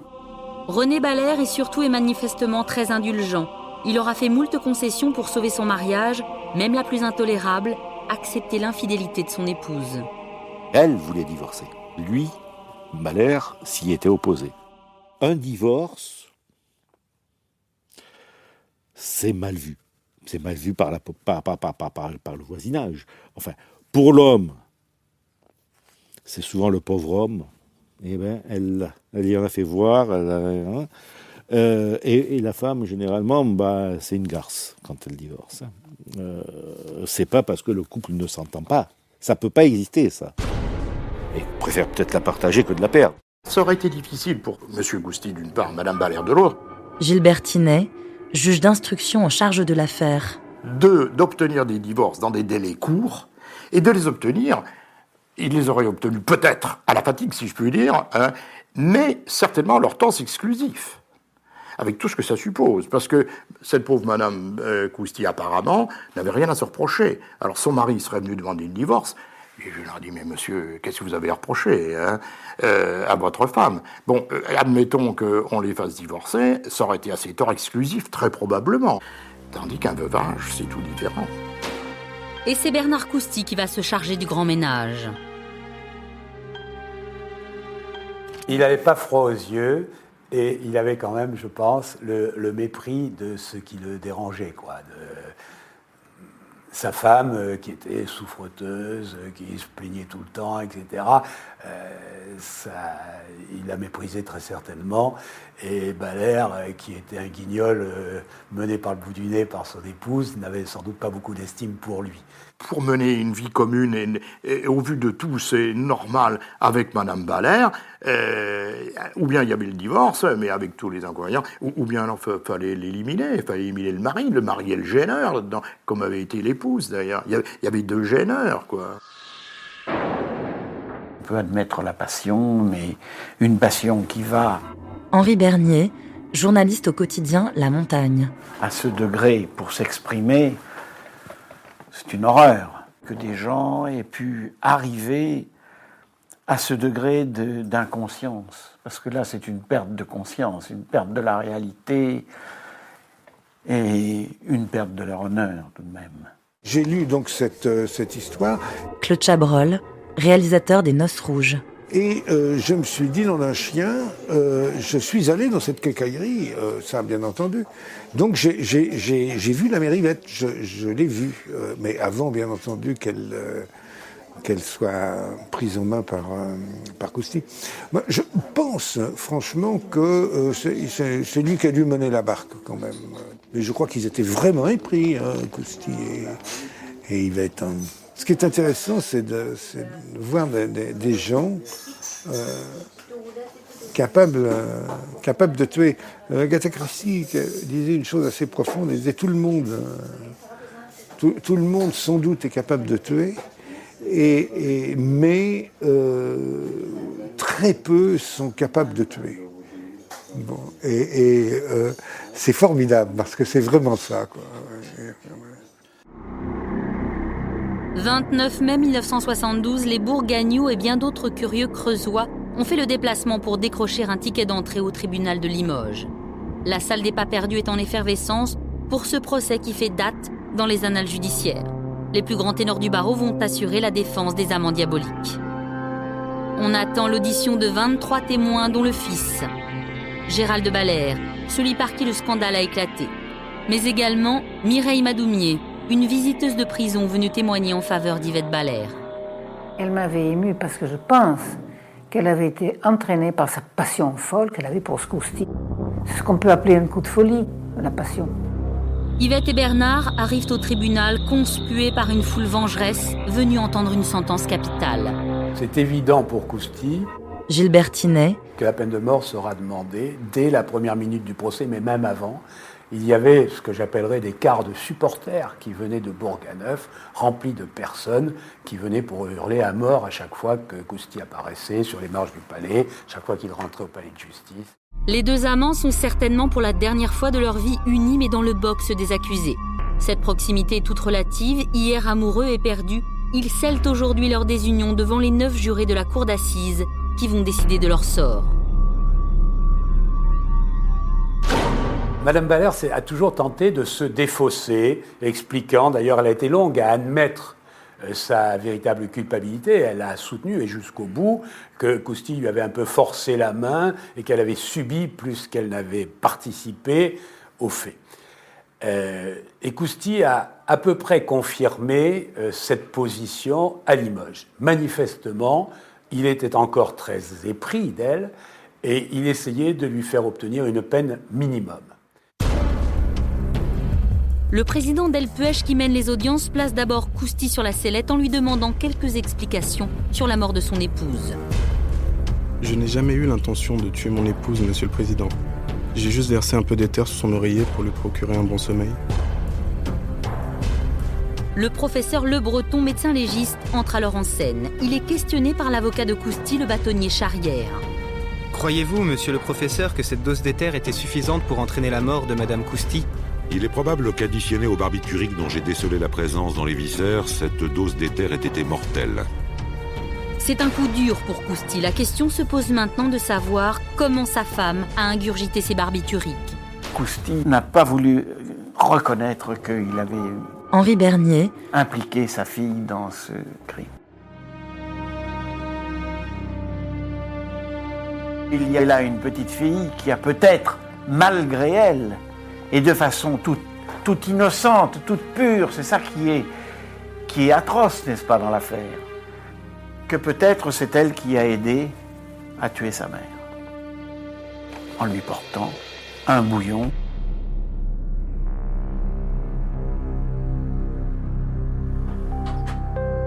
Le professeur Le Breton doit encore rendre devant la cour les conclusions accablantes du rapport d'autopsie du corps de René Baller.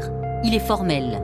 La victime était bien vivante au moment de l'incendie parce que son sang contenait de l'oxyde de carbone. Là, c'est encore pire. Voilà un homme qui est abattu, que l'on colle dans une voiture, qui n'est pas véritablement mort et que l'on fait brûler vif. C'était l'horreur absolue. Je comprends qu'ils se soient défendus l'un et l'autre de ce problème. Très rapidement, elle a essayé, elle, de tirer son épingle du jeu, en le chargeant autant qu'il était possible et autant qu'elle le pouvait.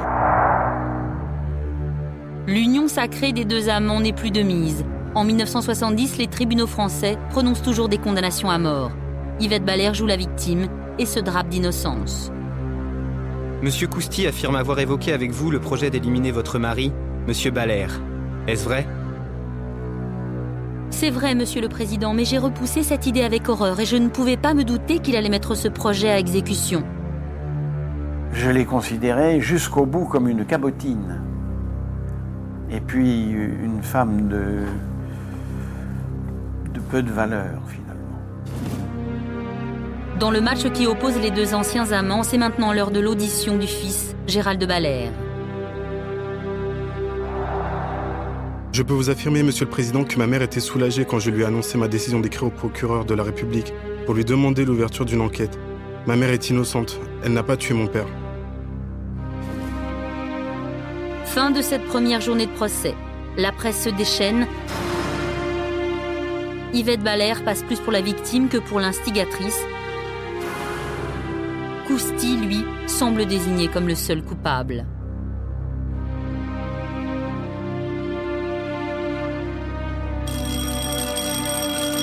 Reprise du procès, les avocats vont commencer leur plaidoirie.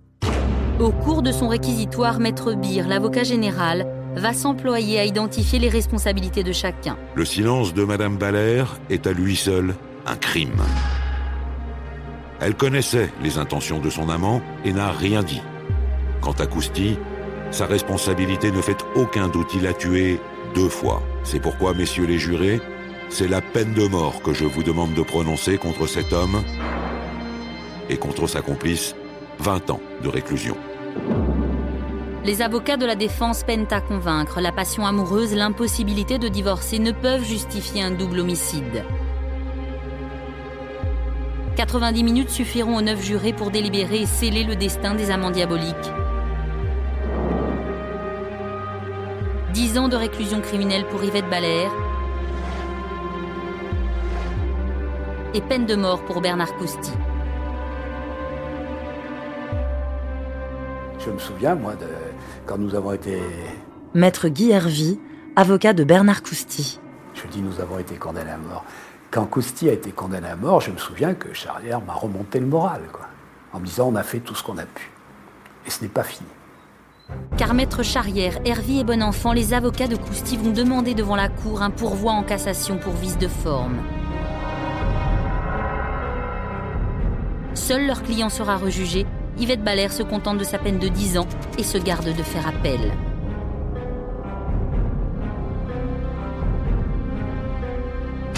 Mars 1973, Bernard Cousty se présente devant les assises de la Gironde.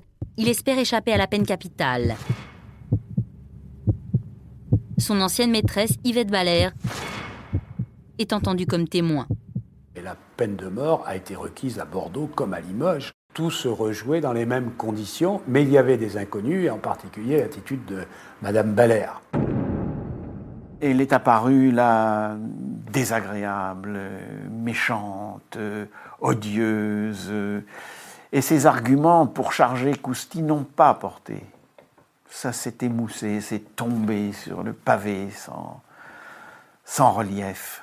On a seulement vu une femme remplie de haine, de regret, mais de haine pour cet homme.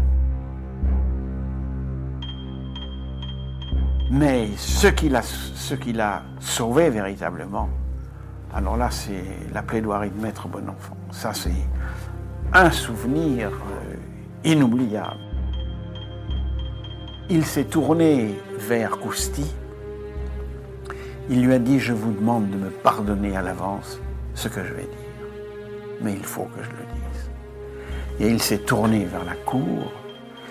Et il a parlé d'une exécution. Mais ça a été quelque chose de fantastique, de terrible, de terrifiant.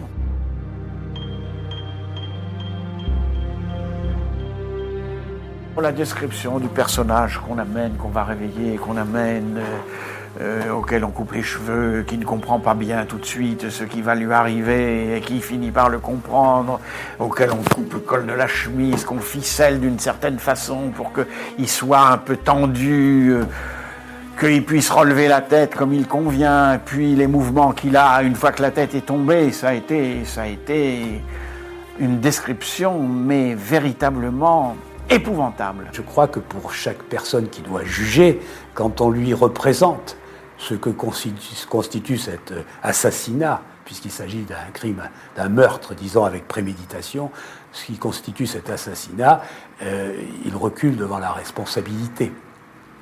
Et c'était le mérite de Christian Bonenfant d'avoir fait reculer les jurés. Après avoir été frappés par l'horreur de ces deux crimes, ils ont été frappés par l'horreur de ce qu'on leur demandait finalement.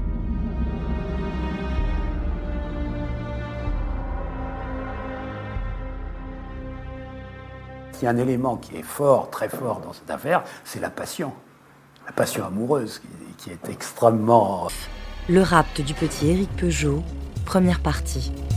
12 avril 1960, Jean-Pierre Peugeot, conduit par son chauffeur, quitte le 16e arrondissement de Paris et se rend comme tous les après-midi au golf de Saint-Cloud, accompagné de ses deux petits-fils et de leur nourrice. C'est un club huppé où les membres sont triés sur le volet. La famille Peugeot a ses habitudes dans ce lieu de rendez-vous de la haute bourgeoisie parisienne. 16h. Jean-Pierre Peugeot est sur le green et commence un parcours. Pendant ce temps, la gouvernante accompagne Éric, 4 ans, et Jean-Philippe, 7 ans, au jardin d'enfants attenant réservé à la clientèle du golf. Les deux petits garçons connaissent bien les lieux et s'empressent de retrouver leurs camarades. La gouvernante profite de ce moment de calme pour feuilleter un magazine. Le chauffeur attend lui dans la voiture. Mais cette douce après-midi va tourner au cauchemar. Un homme s'est introduit dans l'enceinte privée du golf. Il guette sa proie. 17h25, il surgit et se précipite vers le toboggan. En quelques secondes, l'inconnu saisit Éric Peugeot et s'enfuit à travers une brèche dans le grillage.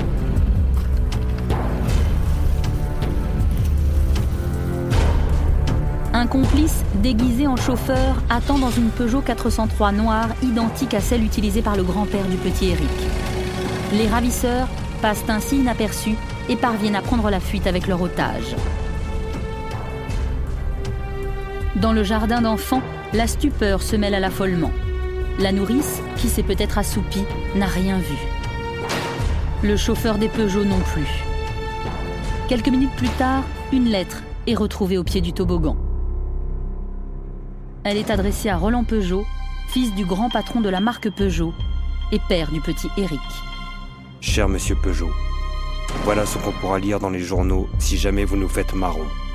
Le jeune Peugeot, âgé de 6 ans, est mort après avoir subi d'horribles tortures parce que ses bons parents ont refusé d'allonger 50 millions de rançons.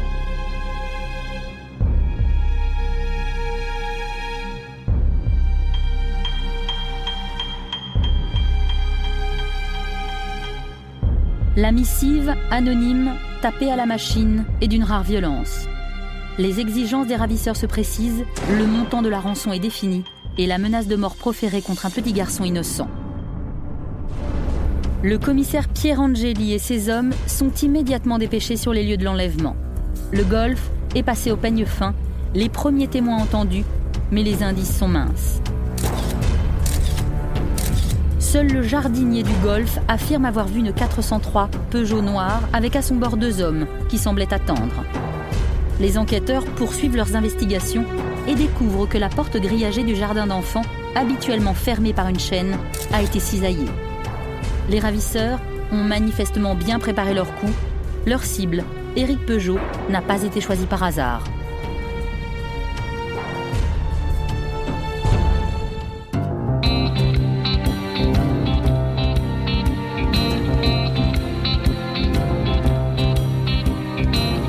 « 1960, l'économie française connaît un essor sans précédent. Les années noires sont classées au registre des souvenirs. Les Français découvrent la consommation et aspirent à de nouveaux modes de vie. Portés par cette euphorie, les grands constructeurs automobiles deviennent les fers de lance de l'industrie française. François Alain, écrivain et historien de la marque Peugeot, revient sur la situation de l'entreprise à cette époque. Début des années 60, à la fois pour la France en général et pour la marque Peugeot en particulier, c'est une époque très importante. D'abord, au niveau de l'automobile en France, 60, c'est les 30 Glorieuses, c'est l'explosion. C'est-à-dire qu'effectivement, on va passer d'un statut de véhicule qui reste encore l'apanage d'une certaine classe à quelque chose qui va se démocratiser. En plus, on est dans une grande époque de croissance économique, donc tout est beau, tout est bien, il n'y a pas de crise économique, il n'y a pas de chômage, les gens gagnent de l'argent, donc on est dans une époque heureuse. Ça se résume à ça. Les années 60, c'est globalement une époque heureuse. Donc tout va ensemble, c'est-à-dire que Peugeot progresse chaque année. C'est-à-dire qu'en 54, Peugeot franchit le cap des 100 000 voitures fabriquées par an. Et seulement 5 ans après, donc en 59, ils vont passer le cap des 200 000. C'est-à-dire qu'en 5 ans, ils ont doublé leur chiffre de vente de 100%. C'est énorme. Les Peugeot consolident leur fortune, d'autant que 100 ans après la création de la marque à Sochaux, l'entreprise est encore aux mains de la famille. De père en fils, les Peugeot se transmettent un patrimoine, mais surtout des valeurs. C'est de toute manière à la base des gens discrets. On peut par exemple comparer à quelqu'un comme André Citroën dans les années 30, qui était quelqu'un au contraire de très extraverti, quelqu'un qui aimait montrer, qui aimait parader, qui était un grand communicant.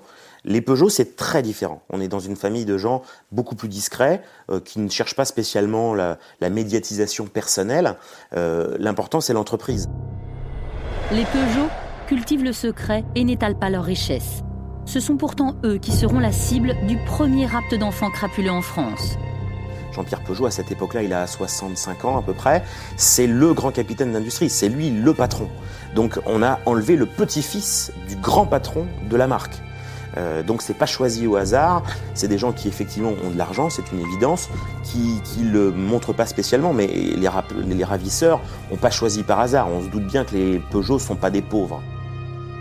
Est-il dangereux d'être trop riche dans cette France des années 60 ? Les Peugeot sont-ils devenus malgré eux le symbole d'un capitalisme florissant ? L'historien de la police Charlie Diaz, ancien conseiller du ministre de l'Intérieur, revient sur le contexte de l'enlèvement. Dans l'affaire de l'enlèvement du petit Éric Peugeot, il y a la famille, effectivement un grand industriel, une figure de l'industrie française, n'est pas un symbole. C'est tout simplement une famille qui a de l'argent. Le but très précis des ravisseurs, c'est l'argent. Alors tout ce qu'on a pu entendre, ou les commentaires qui ont pu être faits sur le côté symbolique, une sorte de reste d'anarchisme, c'est faux. Je crois que la volonté, c'est de gagner de l'argent. La volonté, c'est de le faire en prenant le moins de risques possible. Ce qui est sûr, c'est que compte tenu de la personnalité de la famille, la pression a été vraisemblablement extrêmement forte sur les policiers. Parce que c'est une affaire qui a dû être suivie au plus haut niveau de l'État.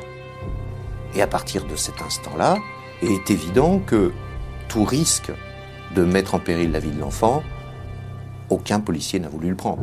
Ça va de soi. La maréchaussée n'a jamais été confrontée à une affaire d'enlèvement d'enfants. La famille Peugeot refuse d'essuyer les plâtres et de compromettre la vie d'Éric. Les risques, c'est Roland Peugeot qui va les prendre. Contre l'avis des policiers, il va négocier seul avec les ravisseurs. Dans ce cas précis, rien encore n'a préparé les policiers à négocier avec les familles. Par la suite, on va prendre l'habitude de traiter ce type d'affaires et notamment de mettre en place un protocole qui doit être accepté par les familles. Le principe est d'expliquer aux familles que peut-être l'otage est déjà mort quand ils vont déposer la rançon. Donc, que tout est avantageux, que de collaborer avec la police tout de suite, parce que ça va nous permettre d'obtenir des informations, voire de capturer l'un des malfaiteurs et par là même de libérer l'otage. Dans ce cas précis de l'enlèvement du petit Éric Peugeot, aucun protocole de ce type n'existe encore. On est aussi dans une époque où il n'y a pas dans l'esprit des parents l'idée qu'on puisse enlever votre enfant pour demander une rançon. C'est quelque chose de tellement inimaginable, tellement tabou, que, à contrario, on ne prend aucune mesure, on ne prend aucun personnel pour protéger spécifiquement l'enfant. L'enlèvement d'Éric suscite une immense émotion. La foule compatissante se presse devant le domicile des parents Peugeot, tandis que radio et télévision multiplient les flashs d'informations. C'est dans un contexte de psychose que 24 heures après l'enlèvement, Roland Peugeot décide de s'adresser directement aux ravisseurs, à la radio et la télévision. L'industriel puissant s'efface derrière un père brisé.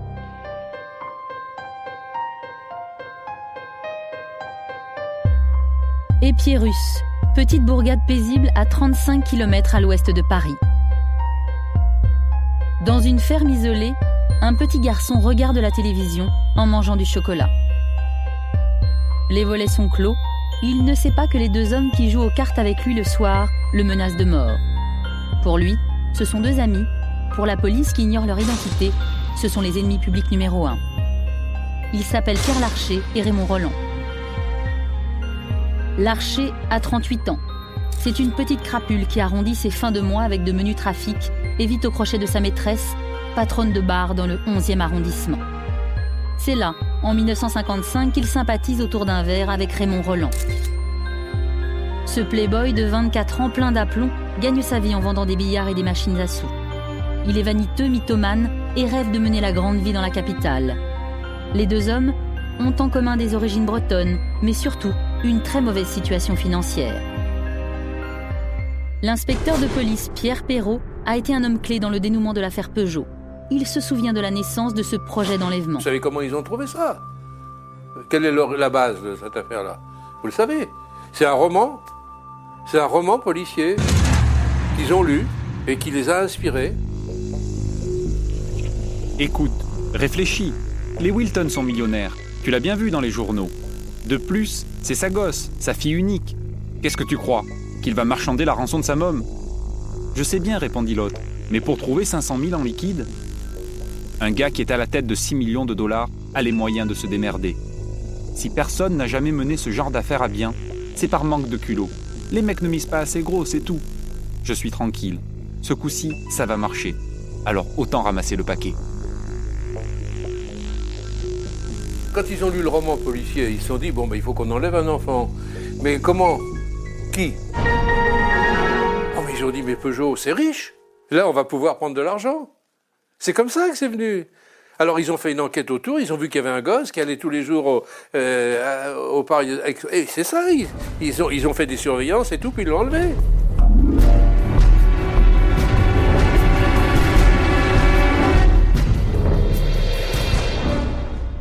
Ils auraient pu trouver sur Rothschild, ils auraient pu trouver sur n'importe qui. Ils connaissaient pas la famille Peugeot.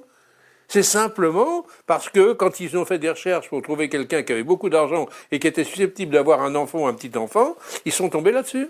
Entre le polar et la réalité, il y a un monde que Larcher et Roland vont franchir avec une audace incroyable, allant même jusqu'à copier la lettre de rançon du livre Rapt. Les deux sont pauvres, les deux rêvent de fortune, Roland pour assouvir ses envies de luxe, Larcher pour prendre sa revanche sur un destin maudit. Maître Binsart a été l'avocat de Pierre Larcher bien avant l'affaire Peugeot. Il revient sur le parcours de son client. D'abord, il avait eu une enfance et une jeunesse pénible. Il avait perdu ses parents assez tôt et la première bêtise qu'il avait faite à Nantes, il avait été condamné pour la première fois à 3 ans de prison, ferme. Si bien qu'il en avait conçu une certaine rancune, une certaine hostilité contre la société. Ensuite, il avait eu 2 ou 3 petites affaires, mais qui n'entraînaient pas des peines de prison aussi fortes, si bien que l'affaire Peugeot, pour lui, ça a été la révélation, si je peux dire. Roland vient lui aussi d'un milieu misérable. Jusqu'à l'âge de 10 ans, il ne parle que le breton et ne décrochera jamais aucun diplôme. Après avoir servi dans les paras en Algérie, il se marie à Ginette Baudrat, une femme aisée, une aubaine. Mais la romance s'achève en 1960, le couple divorce, Roland se retrouve sans le sou. Il y a eu, avant le Rapt, une véritable amitié entre amitié, c'est peut-être pas le mot exact, hein, une association, quoi, ce qui peut dire une certaine sympathie entre les deux. Mais Larcher, il n'était ami de personne. Il souriait jamais, il ne riait jamais, il avait des yeux bleus pâles, mais qui étaient froids. Larcher avait de la personnalité, intelligent, réfléchi, comment dire, ne cédant pas aux émotions. Oh, un sale type, c'est un individu, hein, solitaire, vraiment une saloperie. Hein. Pierre Perrault, inspecteur de police au moment des faits. Ah oui, vraiment un type pas du tout intéressant. Alors, hein, c'est lui qui a entraîné Raymond Roland, hein, manifestement. L'autre, c'était plutôt le gigolo. Hein. Si vous voulez, Raymond Roland, un garçon léger, un peu olé, si vous voulez, voyez, mais pas quelque chose de foncièrement méchant. Hein, pas ça, si vous voulez. Hein. Ce que j'appelle le méchant garçon, c'est celui qui serait capable de tuer. Raymond Roland n'a jamais tué le gosse, hein, ça, c'est pas possible. Larcher, je sais pas. Hein. Je ne veux pas me prononcer sur Larcher. Hein. Mais sur Raymond Roland, non, c'était pas un mauvais garçon, finalement. Enfin, il avait quand même participé à ça, et puis c'est tout. Hein. Roland, plus exactement, était l'ombre de Larcher. Hein. Par conséquent, il n'avait... Maître Binsart, avocat de Pierre Larcher. Il ne concevait pas tout cela, c'est pas lui. Il exécutait, c'est tout. Il conduisait la voiture. Tout le Rapt, la surveillance du petit Peugeot dans le square où il a été finalement enlevé, car il y a eu des surveillances, hein, d'abord. La location de Grésy-les-Plâtres, tout ça, c'est Larcher. Une brute intelligente et un garçon influençable, un calculateur et un intrépide, les deux hommes scellent vite leur destin autour d'un même mépris pour les riches. Ensemble, ils vont changer le cours de leur vie. Il y avait ce qu'on appelle la grande délinquance, la criminalité, etc. Tandis que Larcher et Roland ne faisaient pas du tout partie du milieu proprement dit. Absolument pas. C'était à côté des petits qui agissaient seuls, qui n'avaient pas de relations, etc. Je ne me doutais pas qu'ils pouvaient se lancer dans une aventure pareille.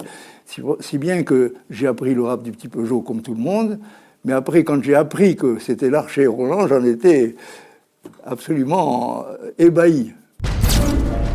Les auteurs du crime qui tient la France en haleine, ceux qui ont osé s'attaquer à une des familles les plus puissantes du pays, ne sont donc pas les gangsters organisés que la police imagine, mais des petites crapules sans envergure, des malfrats qui séquestrent un petit garçon innocent, synonyme de fortune. Celui qui va peut-être changer leur vie est là, dans cette maison tranquille. Éric Peugeot mange à sa faim, dort dans un lit sans drap et demande simplement quand est-ce qu'il reverra sa famille.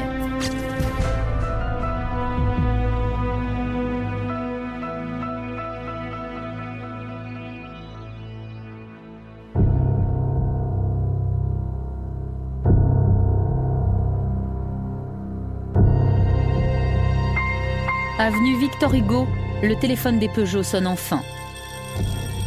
12 heures après le rapt, les ravisseurs prennent contact avec Roland Peugeot. Ils veulent s'assurer que le père d'Éric a bien pris connaissance de la lettre laissée au pied du toboggan et réitèrent leurs exigences. 50 millions en petites coupures dans 48 heures et pas un mot à la police. En accord avec le ministre de l'Intérieur, le commissaire Pierre Angeli se plie aux exigences de la famille et accepte de laisser le père de l'enfant négocier seul avec les ravisseurs. L'enlèvement du petit Éric Peugeot. Charlie Diaz, historien de la police et ancien conseiller du ministre de l'Intérieur. Comme toutes les affaires d'enlèvement d'enfants, c'est d'abord une pression terrible pour les policiers. Ça, je crois qu'il faut très clairement le dire. Et cette pression terrible, elle l'est d'autant plus en cette année 1960 que la police nationale n'existe pas. On a donc deux polices, on a la préfecture de police d'un côté et on a la sûreté nationale de l'autre. Et qu'au niveau de la sûreté nationale, il n'y a pas de service spécialisé qui soit capable, comme aujourd'hui, de faire des filatures de très très haute qualité, des surveillances de très très haute qualité et d'intervenir, de libérer des otages dans des conditions certaines pour ces otages. Alors je crois que tout le monde se trouve dans cette situation de dire si la police intervient, se fait remarquer, se fait trop voir, il y a un risque objectif pour l'enfant. Donc il y a une vraie réserve des policiers qui préfèrent laisser sa chance à la famille parce que l'idée, c'est que là, peut-être, l'enfant sera sain et sauf. Avec, naturellement, le risque par la suite de disposer de moins d'éléments d'enquête et de retarder d'autant l'identification des criminels. C'est une lettre qui fixe à Roland Peugeot les modalités de la remise de rançon. Le rendez-vous est donné le lendemain à 16h au passage d'Oisy dans le 17e arrondissement de Paris. Les ravisseurs ont écrit leur scénario. Roland Peugeot devra avancer seul avec sa mallette et la déposer au sol quand un homme s'adressera à lui en disant « Gardez la clé ». Assisté de son beau-frère et du directeur financier de la société, Roland Peugeot prépare les 50 millions. Une somme faramineuse pour l'époque. L'équivalent de plusieurs millions d'euros actuels. C'est le prix de la vie de son fils.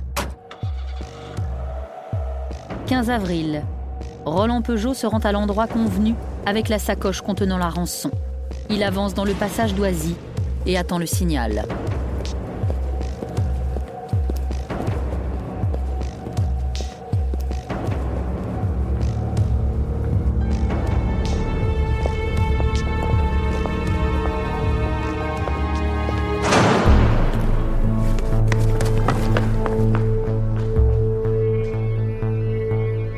Pour récupérer le butin, les ravisseurs ont pris tous les risques, se déplaçant personnellement à visage découvert. Coup de chance, personne n'est là, aucune filature n'a été prévue, alors qu'un seul photographe embusqué près des lieux aurait certainement permis d'identifier les criminels, comme le prouvera plus tard la presse planquée dans les immeubles environnants au cours d'une reconstitution. On peut dire que cela fait partie des affaires qui ont marqué les esprits et qui vont progressivement faire qu'on développe des services spécialisés dans un certain nombre de domaines. Je pense, par exemple, au groupe d'intervention de la police nationale, je pense au RAID, s'agissant des interventions extrêmement périlleuses, difficiles, où il faut sauver la vie des otages. Je pense également à tout ce qui est surveillance et filature, avec l'apparition des brigades de recherche et d'intervention, les fameuses brigades anti-gang, à partir des années 60. Les ravisseurs ont l'argent, mais les parents Peugeot n'ont toujours pas leur enfant. Les heures passent, l'angoisse est terrible. À 1h du matin, un passant trouve un petit garçon seul, un peu hagard devant une brasserie du 16e arrondissement. L'homme lui demande son nom, il dit s'appeler Éric Peugeot. Le calvaire de la famille est terminé.